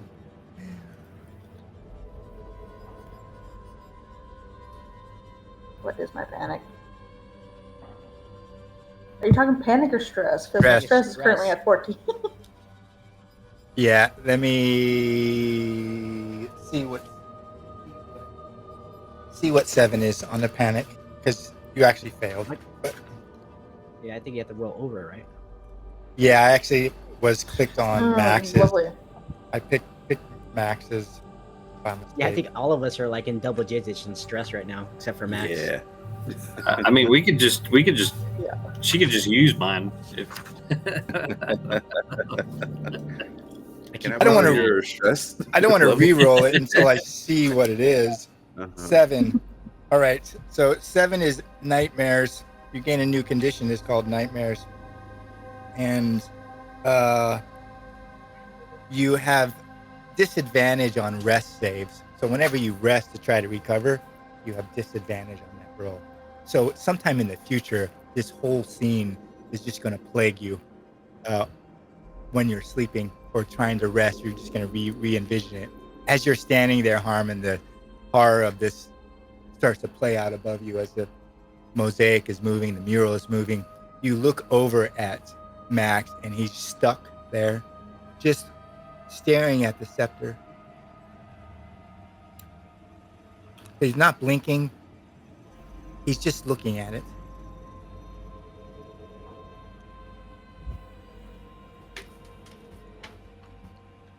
What does Harm do? Harm will probably just be like, as much as part of me is like, run, I'm probably just gonna try and like grab Max and just be like, bitch, we gotta go. Bitch! Max, roll a 1d5 or a 1d6 is fine.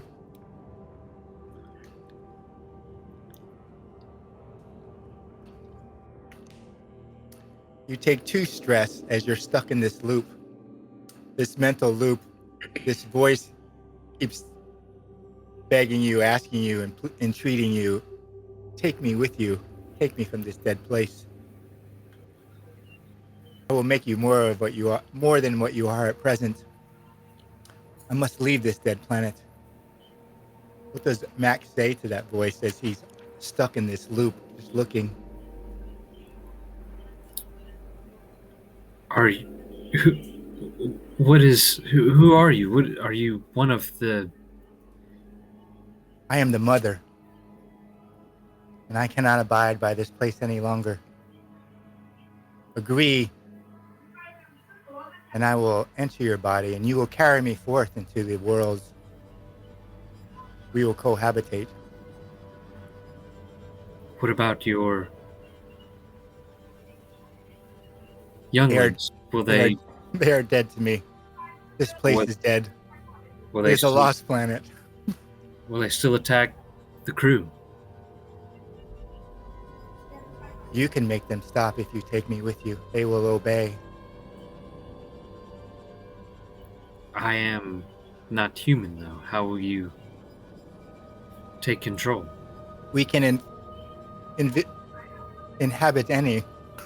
There's this small pause there where she's going to say something else. And then she says, inhabit. Inhabit any. Max. She says your name. It comes out in a purr. Max. Like, almost like you're holding on and she's already partly inside your body. But this, I can guarantee you safety. It will be our secret.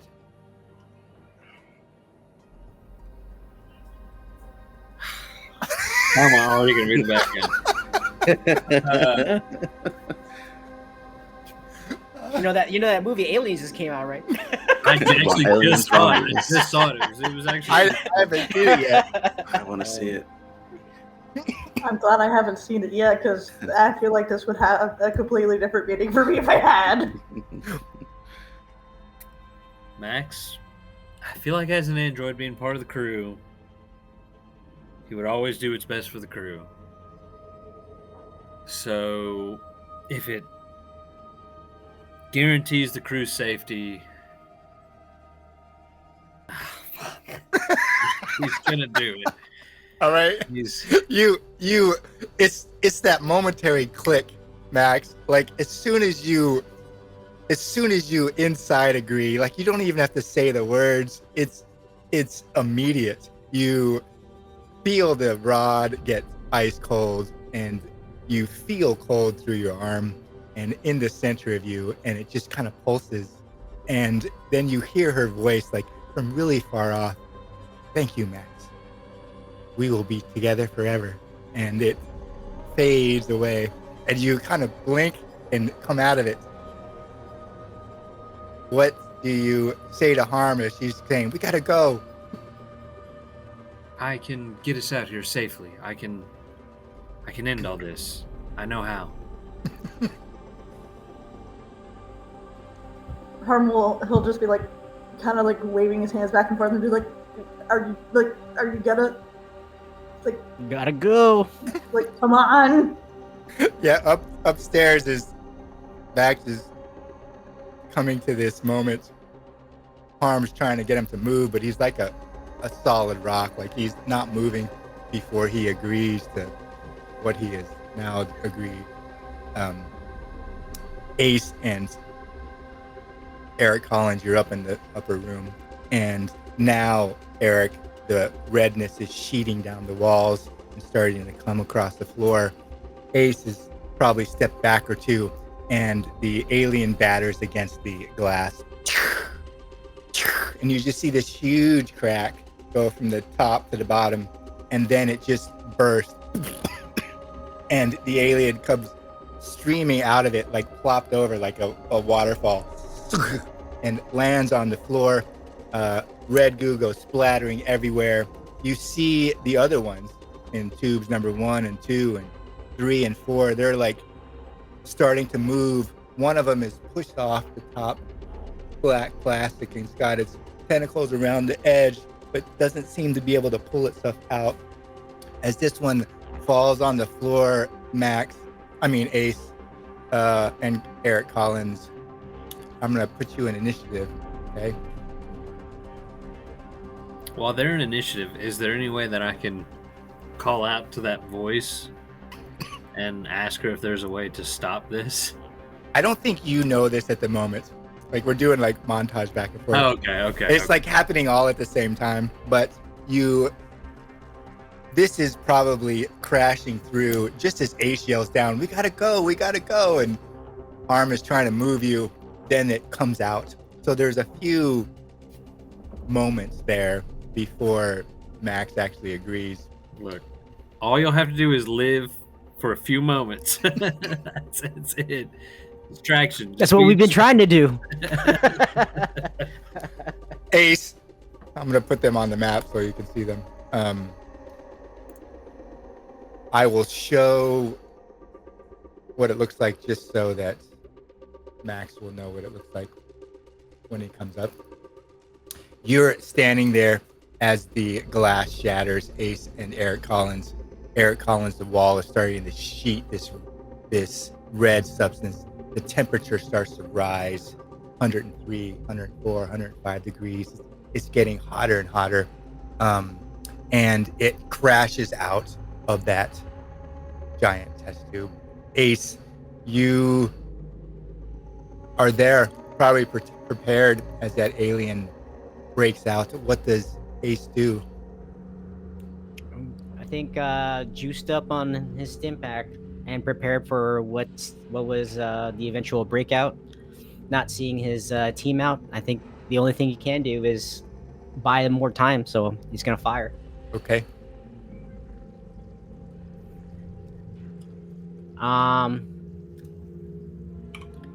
Can I argue for a advantage being on the stims?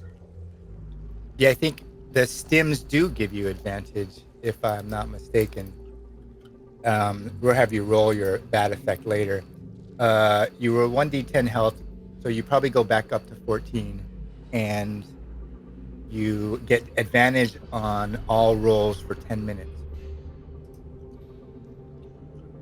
Good luck. You rolled that advantage and still missed. Yeah. What happens, Ace? I think the bravado and the adrenaline that's rushing through him is like I think his confidence in his aim has been affected by the last encounter. So when he realizes that the alien was gonna break through and that his team isn't out yet, like he almost like his self-confidence kind of shatters for a second and falters, and with that he kind of like pulls on the trigger instead of like squeezes the trigger, and the shot goes wide. Shot goes wide. Roll another attack roll, just flat out combat with your military training, no advantage, and see if you break open one of the other tubes.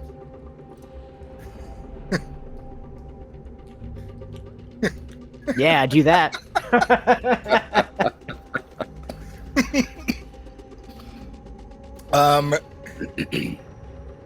Eric Collins, roll a 1d4. Oh boy. There we go. 3 rounds. All right, so 3 rounds before that other one will come up. I'm gonna put it in the back. He breaks open one of the other tubes. He fires wildly. It cracks to it. You see the bullet go through the glass or the quartz, and it's perfectly round. And then you see red come streaming out like a little stream, and then this crack forms, and it cracks all the way around. Eric, you're watching it crack all the way around, and then it just bursts, and this other alien comes sloshing out, onto the ground, and it will take 3 rounds for it to kind of get its senses. What does Eric Collins do as Ace's shot goes wild and mayhem occurs? First, just involuntarily, it feels like his guts bunch up, like you know. And I think that would require a fear save. all right. Let's see. So fear save normal. Ooh. Okay. Oh, we're doing great. Yep.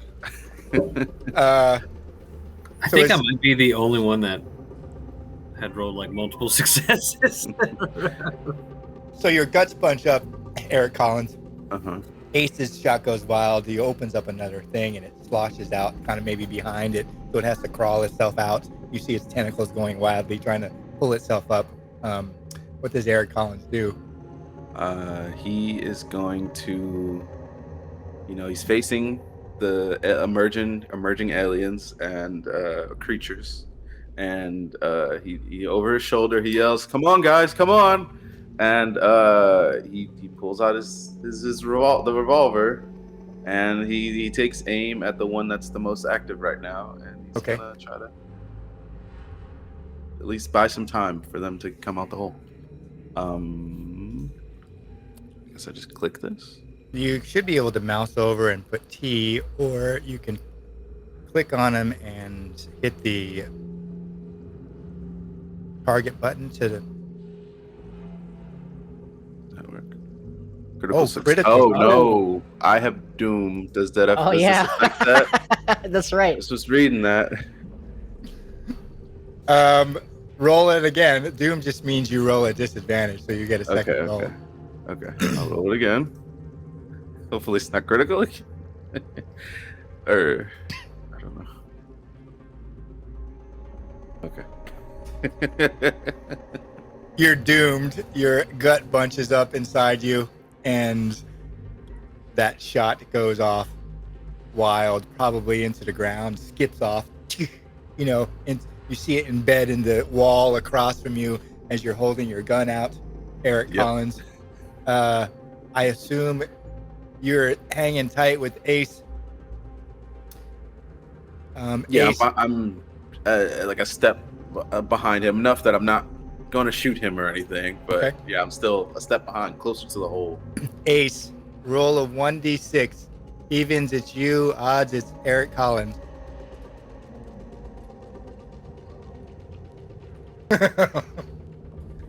Sorry, dude. Well, it's you, Ace. Oh, it said evens is me. Okay. Yeah. It's like, stand back. I changed my mind. Stand back. Ooh. It Hey, hits that's you. great. Its tentacles flail out.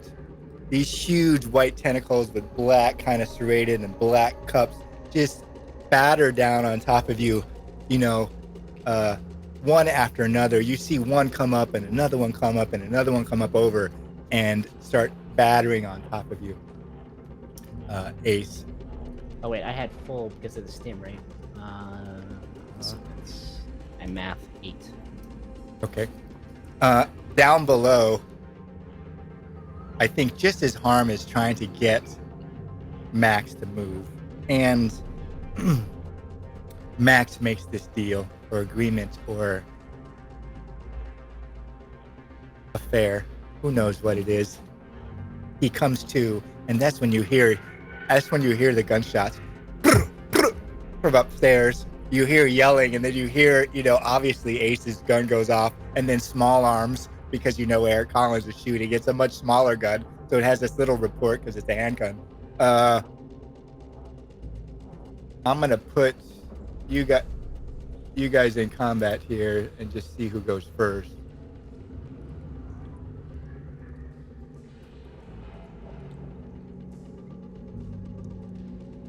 Harm, what do you do?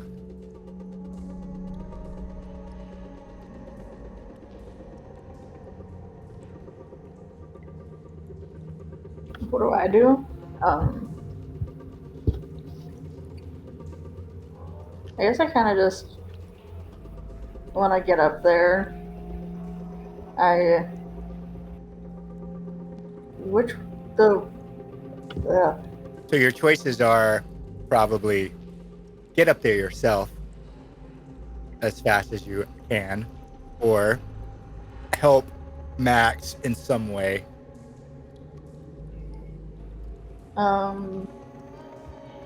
What do you think Harm would do when he hears the gunfire and Ace yelling for support as a Marine? He'll probably like go up, but not before like kind of just trying to grab Max and drag him along with him. Just be like, listen, we gotta get out of here now. What does Harm think about Max saying that he could affect this in some way? What was Max's words exactly? How do I stop this? Right.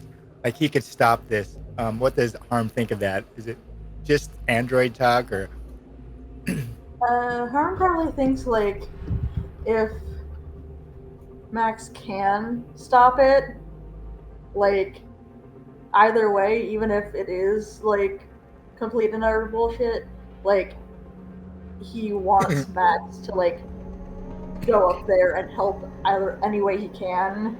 So just be like, come on, let's go. so do you force him up? Do you force him up front, or do you take the lead up?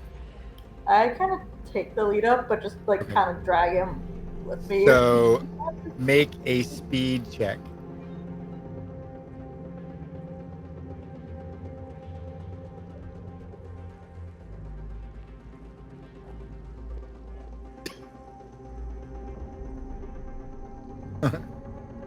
You go God scrambling damn up. it. I was about to say I'm speed, and then I'm not. You go up. You start clambering up the tunnel, and you just get your hands around the edge, but you slip. You know, you slip down the tunnel a little bit in your haste. You got your hands around the edge, but you slip down the tunnel, and you're just have time to look up over the edge, and you see Ace and Eric Collins facing off with one of those aliens. But now you're blocking the way for Max to get up. And we'll go to Ace.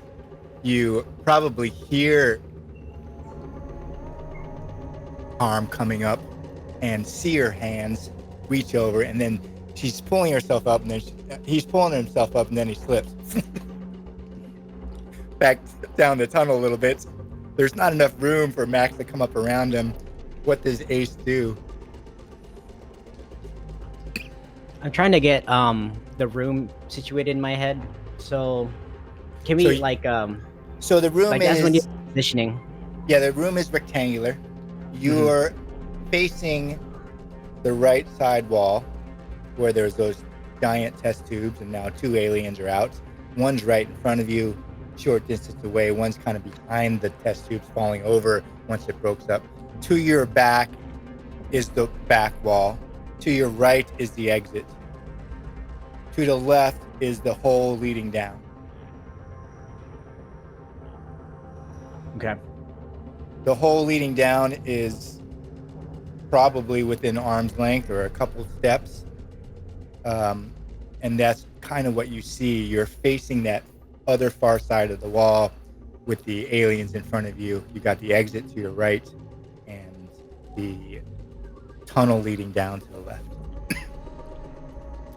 All right. So I think Ace is gonna try to do some hero shit. Again. He's gonna try to like run past it to kind of draw it away from the hole and away from the exit. So position yourself in the back corner. Yeah, so that way, not so much the corner, but like try to draw them away from the hole, so that way everyone has a clear shot to the exit. Sure. I would let you make a speed plus, I think zoology would work.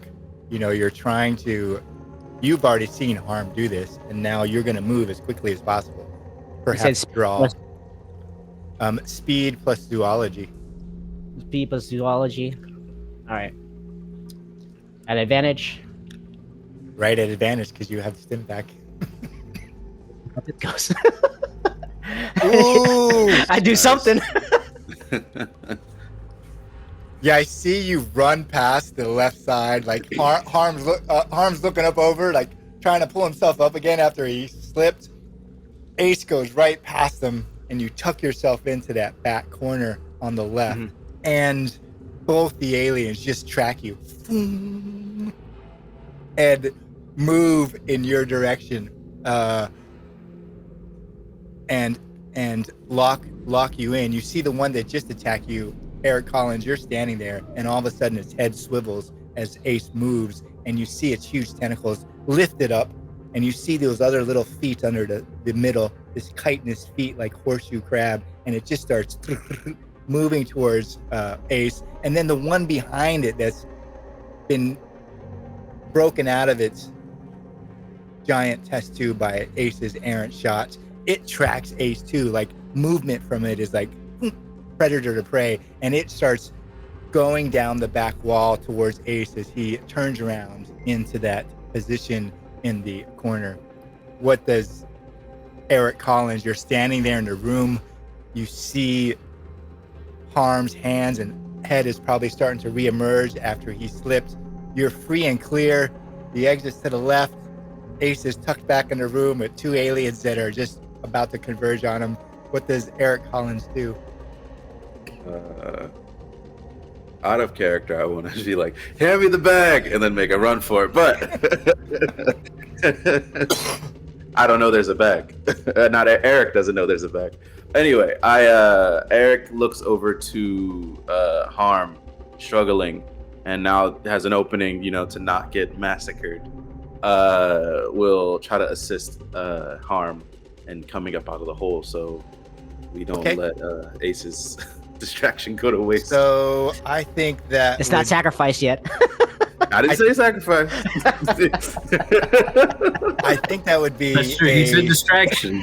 I think that would be a strength plus athletics, and because Harm is trying to get out anyways, I give you a strength plus athletics at advantage. So pull Harm out of the hole and get it free so that Max can come in. I do not. Is athletics a skill? Oh, I was at the wrong. I was actually clicked on the wrong. My fault. Wrong character.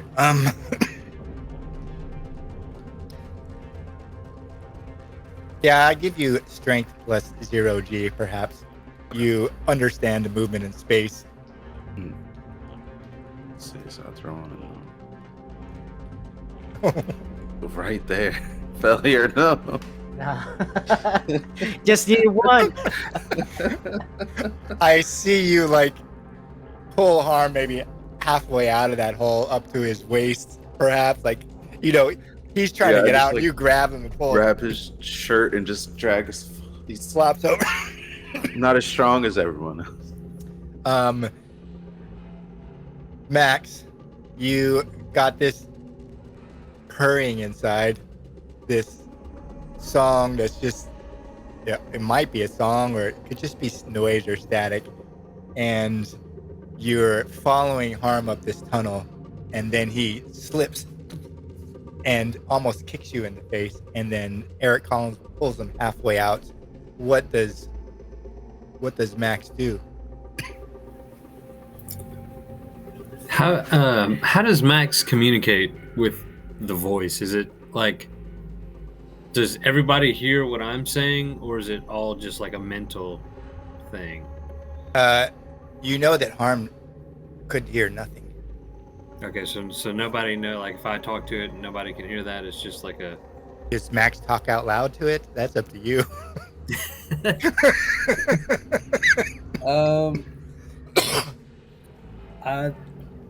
I think he would know that Harm didn't hear it. Based on her reaction. Yeah, okay. So as Harm gets pulled out, Max is going to, I guess, try to channel that inner voice, and not to rip from Aliens, but he's gonna like, ask Mother like, how do I? So No, you have to see them, Max. You have to see my children to command them. Yes, I understand. And Max is going to try to finish climbing his way out of the hole Okay. to get to where. So Ace ran behind the hole, right? Yeah. So the hole's like here, and Ace went towards the back wall, freeing up Eric Collins, who's back. So you're coming out on the back wall, say, and the hole is to the left a little bit, and Eric Collins is to the right, and the archway leading out is to the right. Ace ran to the left to that side wall or to the back corner to draw them towards him. You're going to exit, if you can make it out, probably 15 feet, 10 feet from Ace as he's stuffed in the back corner. Okay, so Max is going to immediately try to get to the top of the hole as quick as he can, and then run in that direction that Ace was going. Just like, he's not going to say anything to anybody. He's just going to come out of the hole in like full sprint. Okay. Towards Ace. You make a strength check to get up out of the hole. None of your skills will really work for this. You get out of the hole, Max, but you don't have time this round to... You crawling out, you probably push Harm out of the rest of the way, flop over his legs, and then crawl yourself out of the hole and get to your knees and look left, and you see Ace tucked back into the corner, just waiting for them to come for him, but you don't have enough time to do anything this round. Ace, one of them is on top you other way. It blots out your view, this huge white tentacled alien. You can't see Eric Collins. You can't see Harm coming out of the hole. You can't see the android Max. What does Ace think in this moment as it raises up? Two huge tentacles go almost to the ceiling, and they come falling down on top.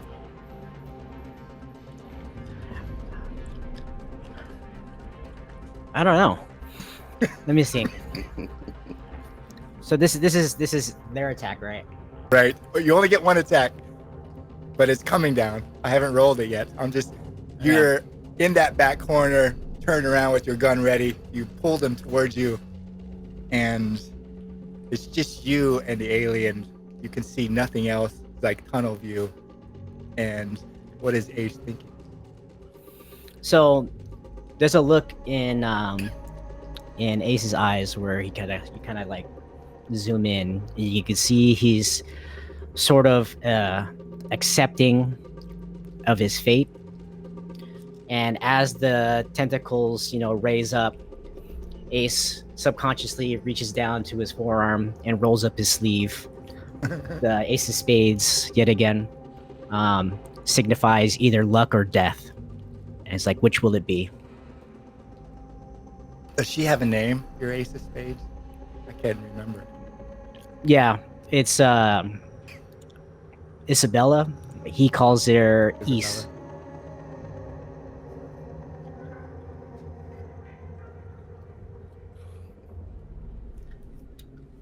11. What do you have left? I take down to 1 wound. Hit blunt force. Because that takes you to 0, right? It takes me my health from it takes me to 0 health, but then I lose a wound, right? And go back to 15.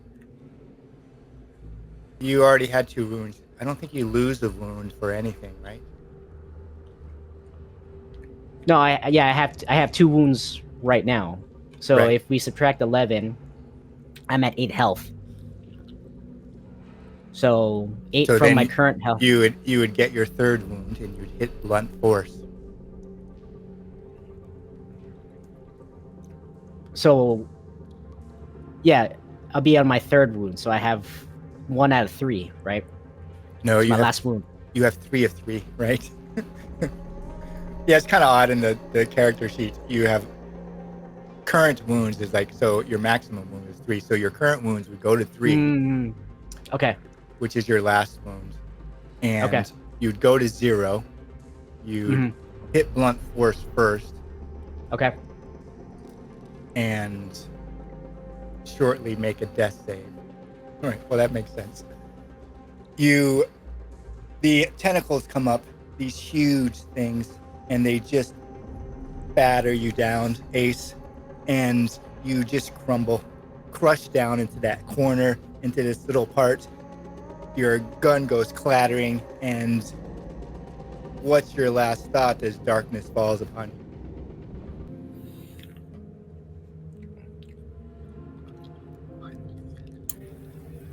So, as you know, as death like basically comes over Ace, I think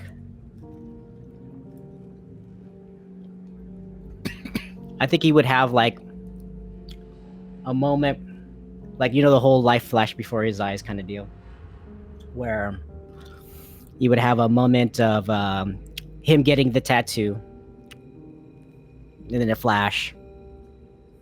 Him at the hospital bed with Isabella, like in the hospital bed, and him like comforting her, and then with a flash, him and Isabella like fighting,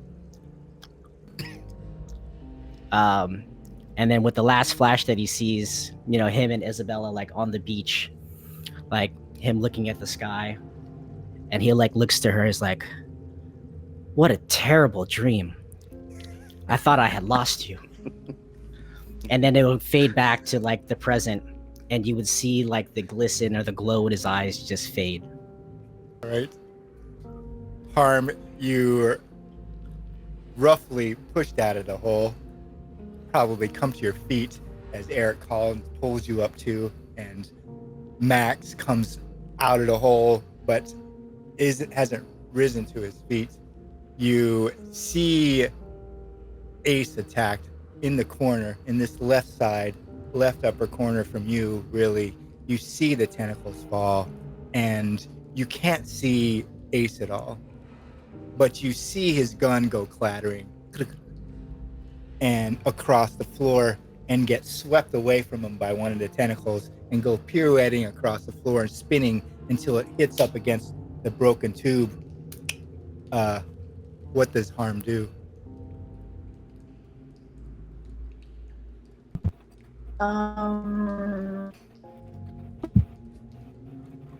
Is the one that's closest to the tube the one that's technically closest to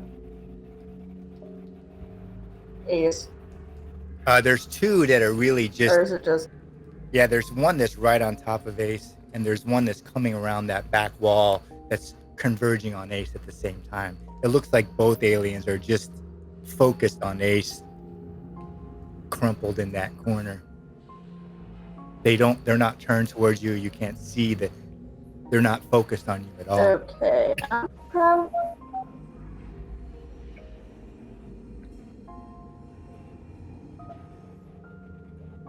Okay, I'm probably gonna shoot the one that gets closest to Ace. Okay. That would be the one, right here that's closer to you on the board. That's the one that's right next to Ace.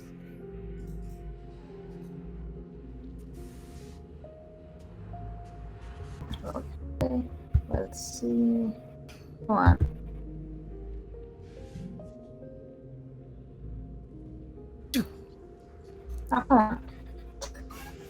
I tried.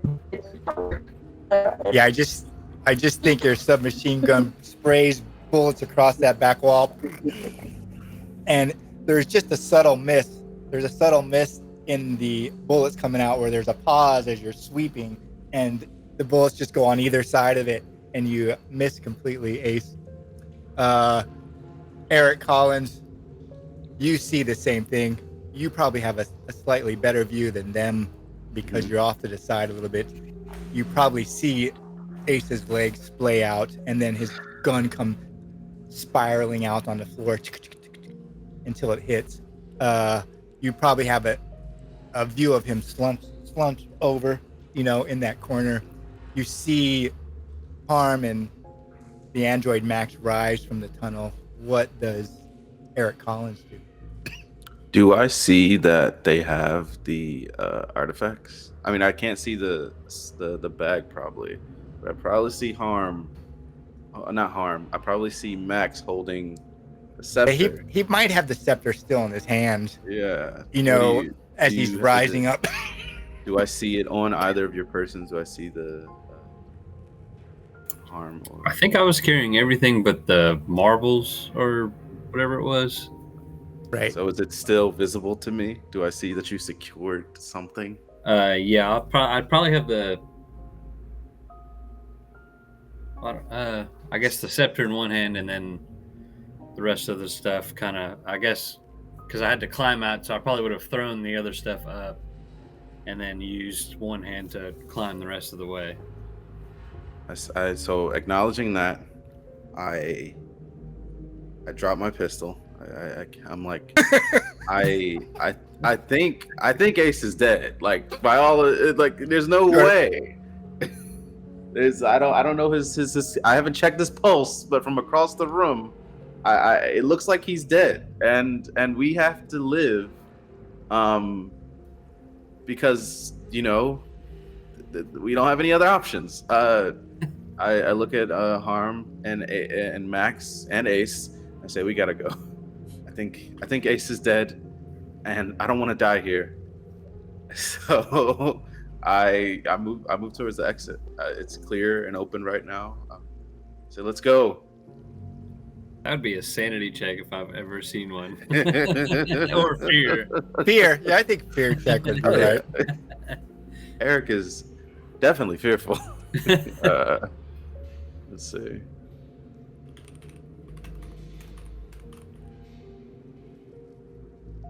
Finally. Yeah, you hold it together. Yep. In the face of death, Ace looks like he's done for. The Harm and the android Max rises from the tunnel. They look like they have the goods. You drop your pistol. No, not drop. I mean, like I dropped my arm. Oh, like okay. I was actively aiming. I'm like, okay, now's not the time to be aggressive. We gotta. Okay. Make And egress. do you go to the arch? Run for the arch? Yeah. Okay. Run for the arch. I don't think there's any reason not to. Nothing stopping Harm and Okay. Max from following me. Let's go. Max, you rise to your feet. You look left. You have Mother's purr inside you. You feel it through your servos and joints, through the metal, and it's this high hertz kind of jiggle. And you look left, and Ace is just crumpled down in the corner, and you see these two aliens. The first thing you feel is a sense of fatherhood, paternity, like these are yours, and you almost have a connection in that frame, like these are your children, these are things you made. And that's what you think immediately when you see there, and this purring inside you of this entity. What does Max do? Max is literally gonna come out of the hole and put both of his hands up and just like yell, like, just stop. So I put a new skill on that says Mother's voice at expert. This is aliens. And I would have you make a intellect with Mother's voice as a skill name at advantage.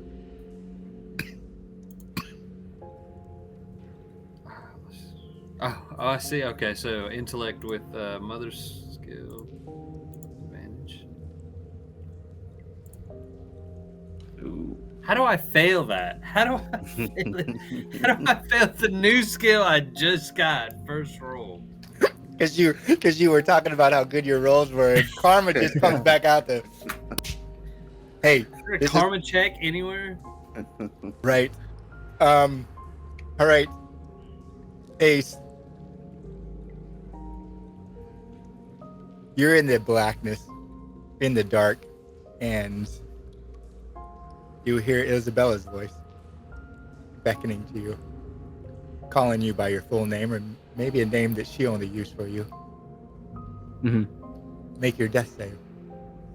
It's actually just me saying I'm sorry. How do I do a death save? I'm looking at your sheet because we haven't done it yet. Probably. I think you just roll.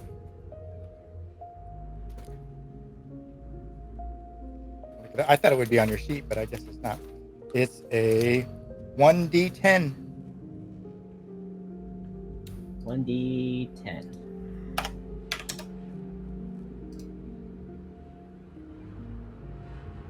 4. So it doesn't roll a 0, so that would actually be a 3 or 4. So you're comatose. You're unconscious. You're on that beach. You smell suntan lotion and hear the sound of the beach and Isabella's voice in the chair next to you. You got a palapa overhead and maybe a mixed drink with a little flour, in it. Mixed drink is blue for some reason. And you're on that beach and she just kind of looks at you and says, "It's best to stay here. Ace, we could stay here forever." Oh, East. I would love that. Where's that where's the service at? I could use a drink or two.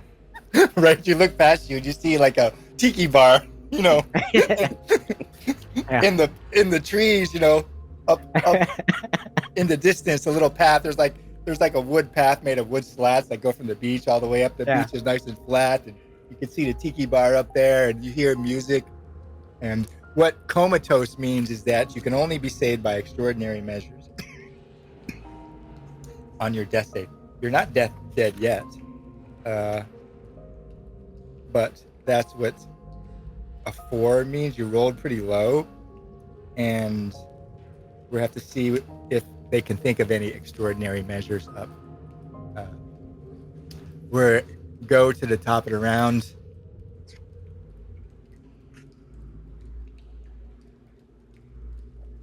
Harm, the tentacled aliens, at least one of them rotates towards you as it loops around. You see one tentacle reach out and touch Ace, but then the other one just almost like beats it off, like pushes it off, like this is mine.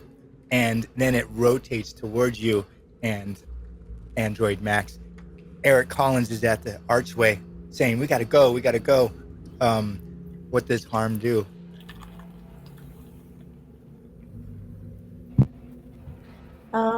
He's probably gonna try to go to help Ace, even if he gets hurt. Like, his attempt at using a gun didn't work, so he's probably gonna try to run and help, like, get him out of the way.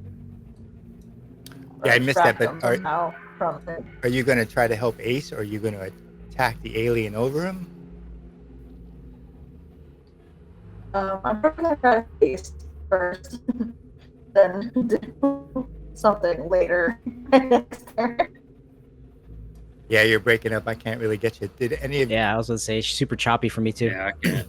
She Can said she's you- gonna try to help Ace. Can you type it in the text box? We're just having trouble hearing the words. Or you could try it again.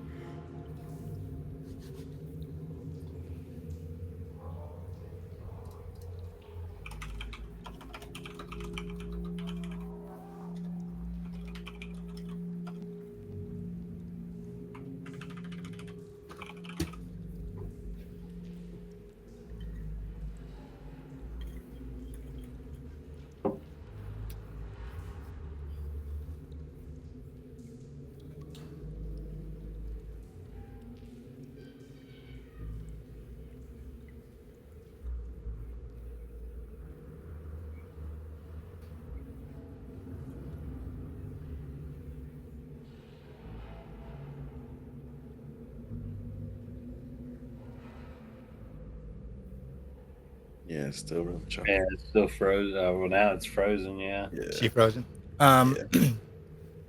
She typed that I guess she was going to try to help Ace. I just didn't know what that means. Because the alien's over the top of him, getting ready to feed, and so I Not like- guess. not like she can grab him out. But we'll see what she does when she comes back. We'll go to Max. Harm, in some fashion, is going to try to help Ace. Eric Collins is running, as would be expected. Mhm. What does Max do? He's tried to stop his children and it just didn't work that time. And you hear this bit of purr inside you and maybe like willful pride. Willful pride, like, oh, that just is wonderful. Like part of you is like, eat up, but the other part is, stop. What does Max do? Max is again. He's going to close his eyes and kind of look up and just kind of try to like center himself, and then just this time instead of having some emotion when he says, he's just going to like stop and then just try to Okay. ease everything out. So try that again. It's at advantage. What was it? It was intellect and Mother's voice, yeah. There you go. Okay. So He's learning his powers. Max, I see Eric Collins at the archway. Maybe he's paused, he's looked back or something. Harm just takes a step towards Ace. He doesn't want to leave him, and he's gonna do something. And then Max, you center yourself.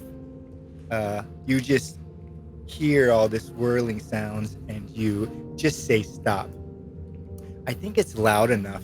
It doesn't matter though, really, but it's loud enough for Harm to hear it.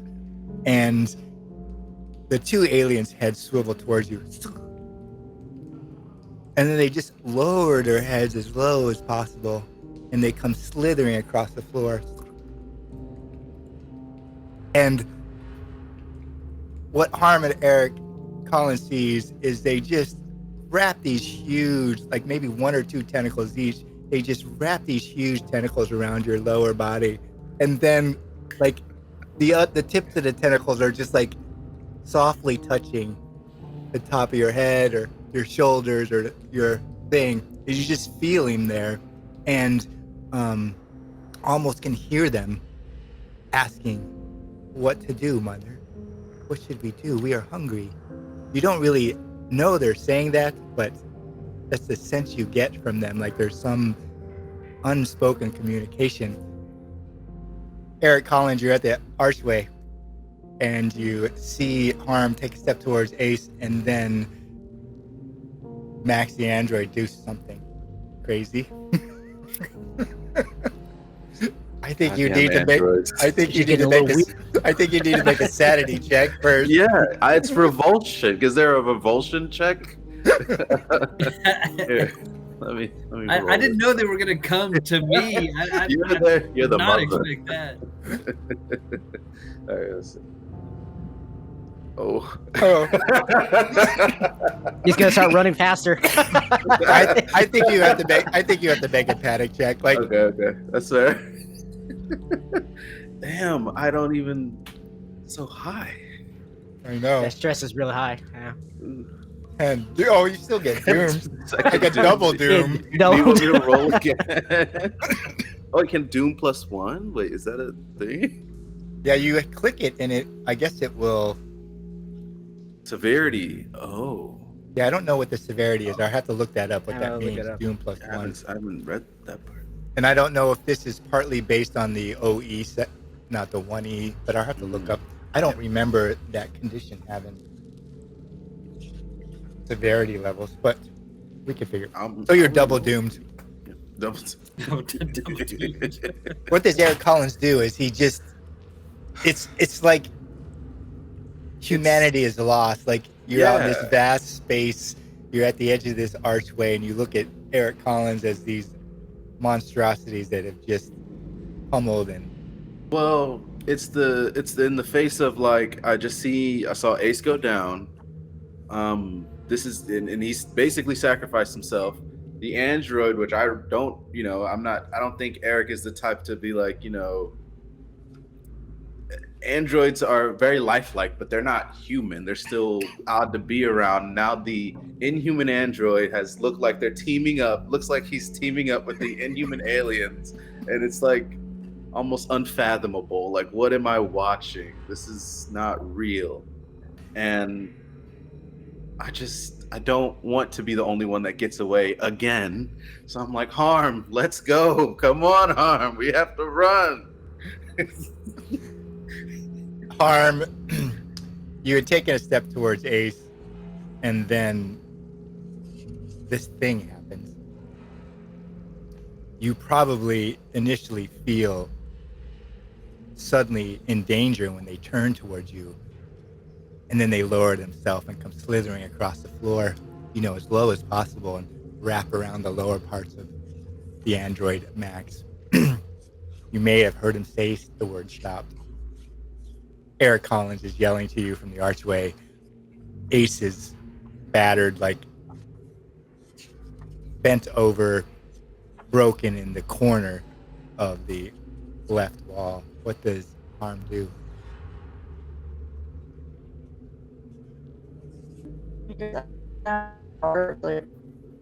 Yeah, you're still like broken up.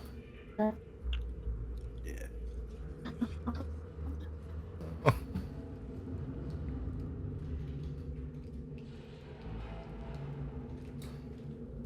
Can you type are you in the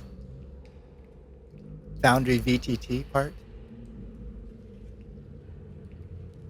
On the chat part?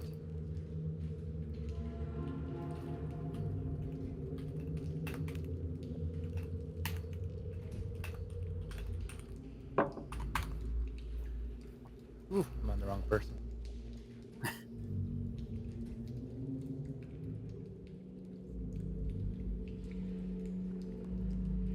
Yeah, now she's completely frozen for me. Oh, never mind. There it goes. Oh.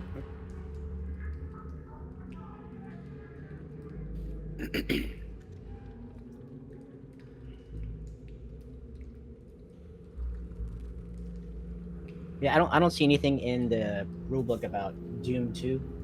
Yeah, I think it's an OE, not a revised, but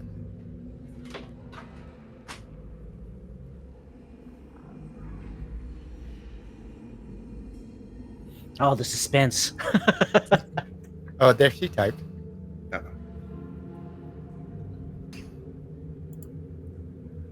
Okay, so Harm goes, Eric. He probably ignores you because there's a Marine down in the corner, and you see him pick him up and fireman carry him, legs over, head towards the back, and probably moves towards you. Eric, you and Harm are at the archway looking back at the android Max and the aliens who are wrapped around him in some sort of embrace. Max, you're standing there as Harm picks up Ace's body and moves towards Eric at the archway. What does Max do?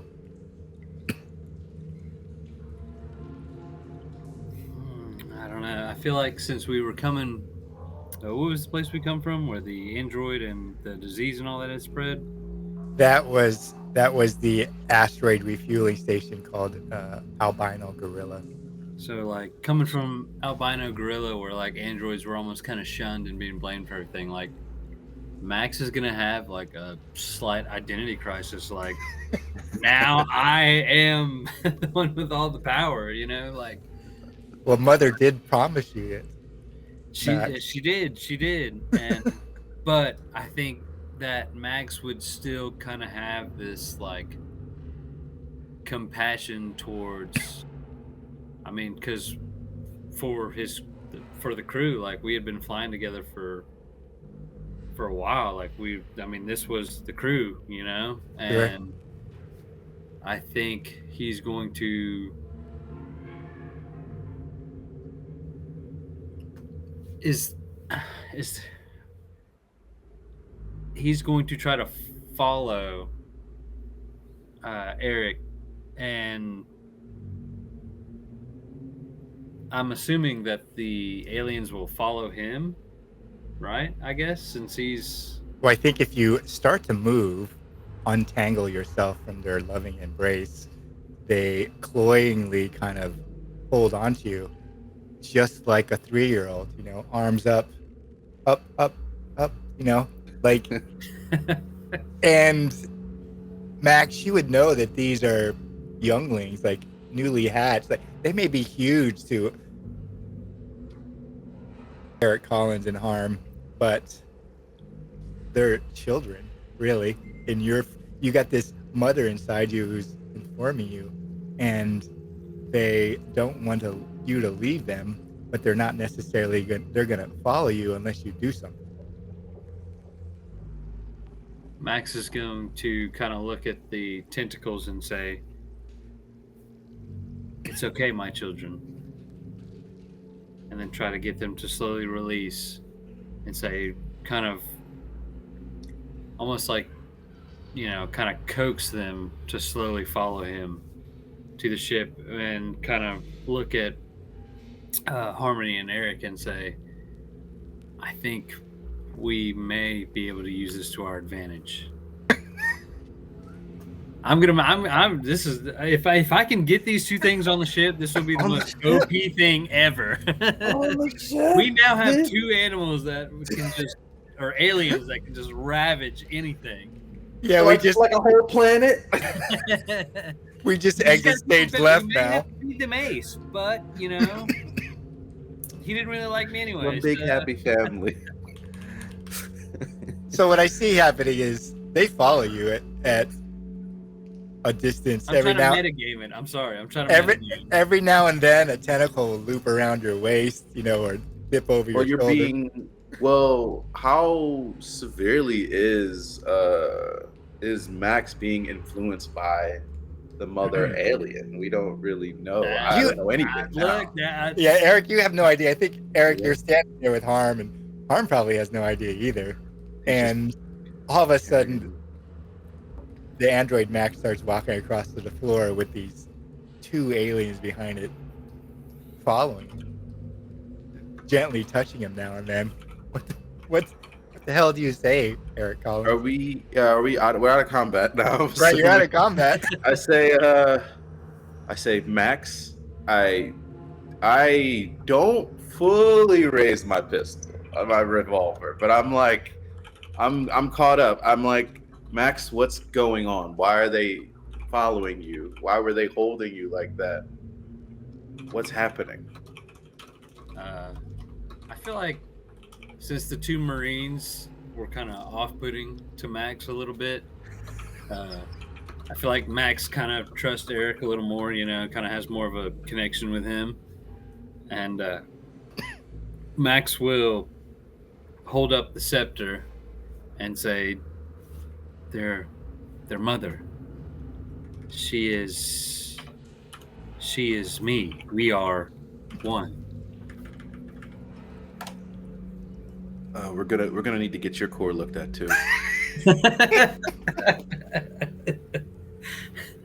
And I acknowledge it, and I say,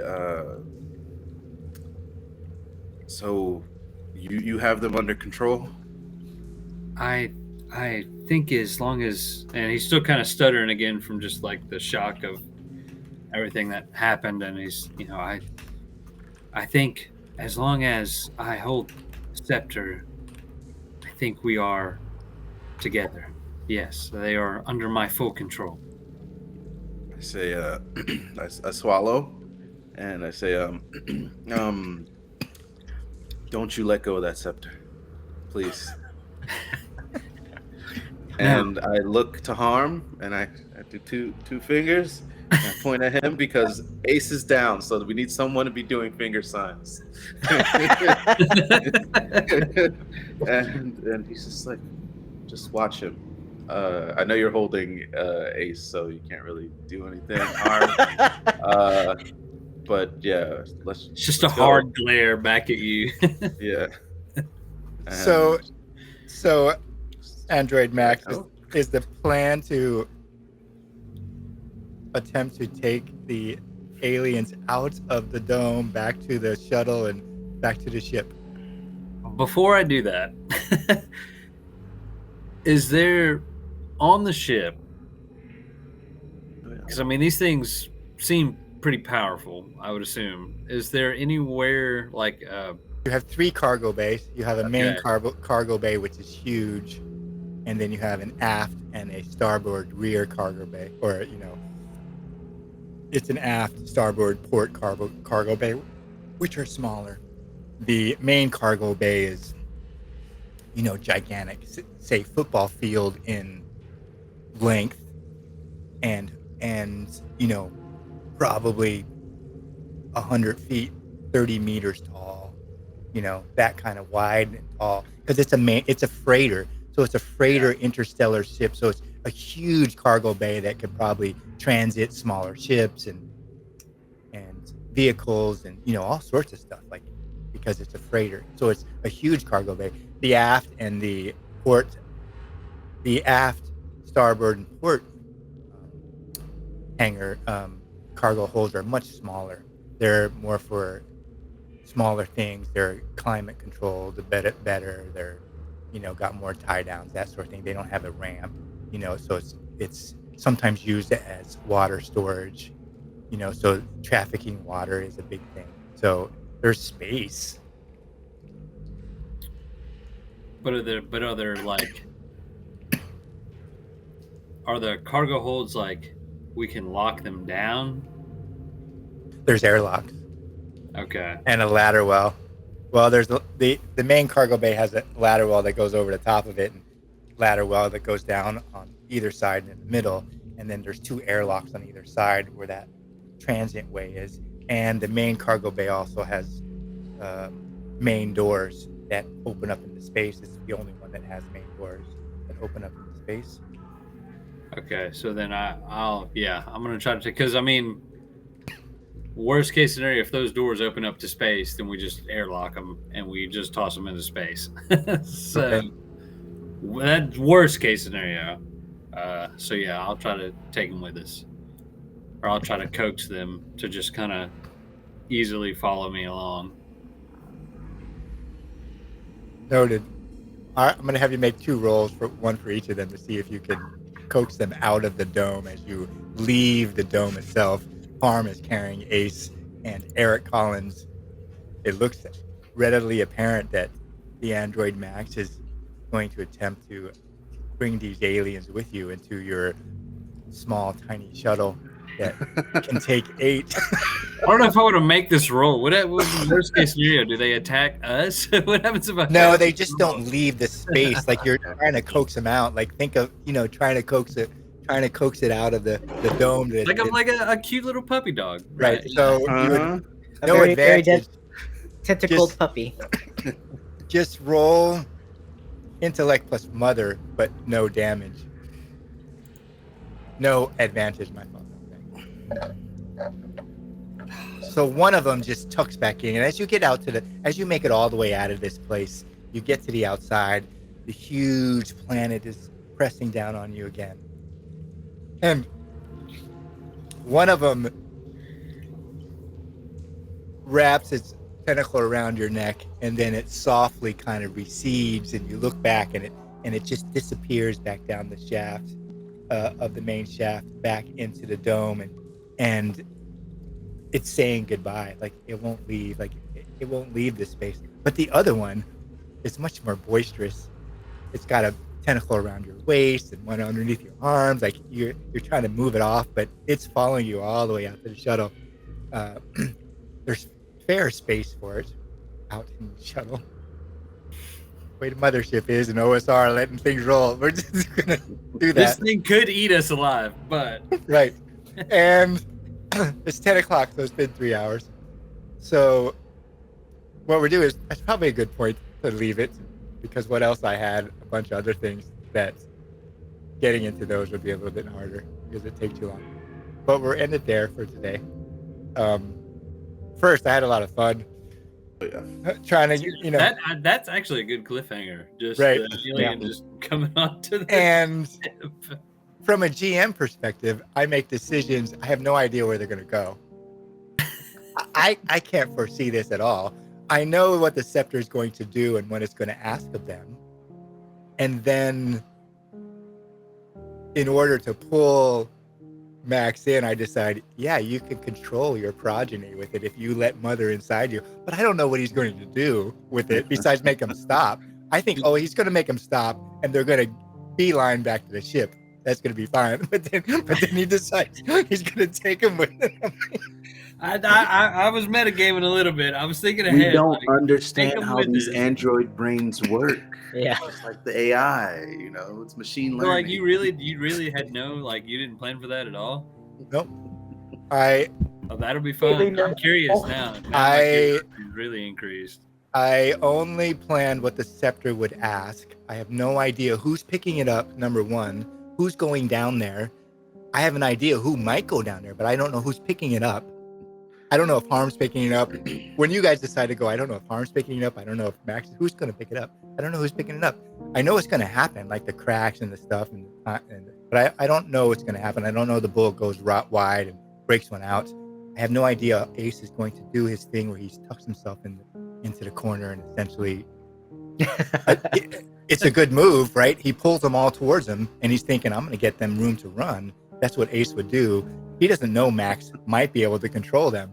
And so it's fantastic. And I don't know that's going to happen. I have no idea.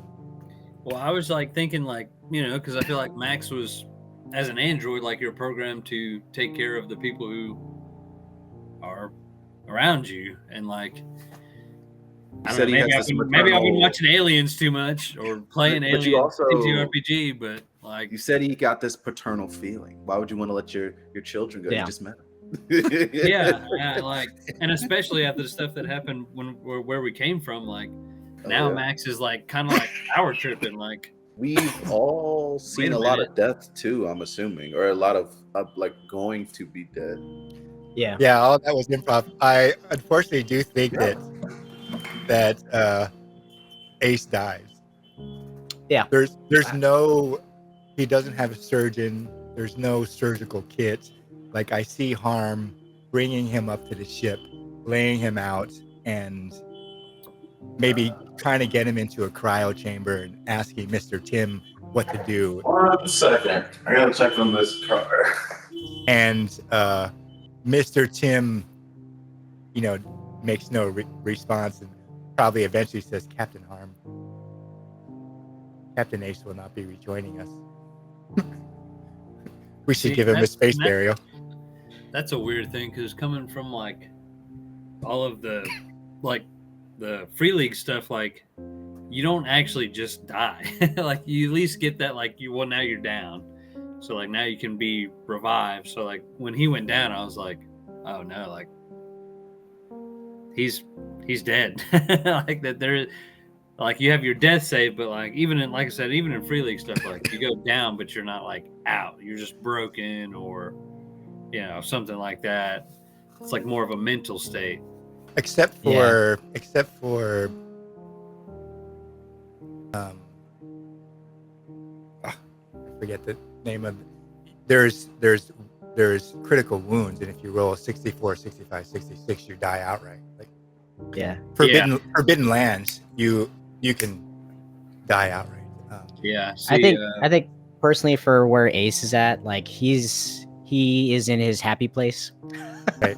So I think he's perfectly retired of just staying there. I really like the way you did that, Land Shark. You lead me into that to do that with you. When I ask you where you go, you kind of tell me, and then we play off that. Those are his last moments. That's where he goes. No one else knows that, but Ace. I say we pull him back. I was like, if you somehow get Ace back alive, like Give I was another like, stim pack. Yeah, I was thinking like, isn't that, I don't that's think he pretty would be drastic? happy. But we might need something more. Yeah. Right, he never had to roll his stim pack one. I was gonna have him roll it at the end. Like somehow he survives. Now he's gonna have to roll his stim pack, which is a 3 or less. I was gonna wait until the combat was over. Like somehow he makes it, then he was gonna roll his stim pack to see what happened. But So wait, but are we in our second episode now, and we've already had a character death? yeah, it's the second session. Yeah, And we we left on the first session with an almost character death. I mean, he Oh, might yeah. have been dead. He might have been dead already. Yeah, because he And, already left with a concussion. I often have enemies or assailants. I don't personally decide who they attack. I make it random. Someone rolls the dice. I say even or odds. That's who gets attacked. Those that roll their dice. Ace may have survived that they happened to attack Eric Collins, but he rolled it twice. They attacked him twice, and so, and he probably knows that's his last moment. He's down to shoestring left of health, and he decides to make a run to drag him over. But I don't. When I only have one alien and I had them roll it twice to see who they attacked randomly, you can expect that. Like, unless there's some reason. All I'm saying is Max tried to go first. I think the way that it all played out, especially with I think he had like a lot of story left to say, but I think the way that it ended it, I think it was it made sense for how he was played, for me at least. Yeah. Yeah.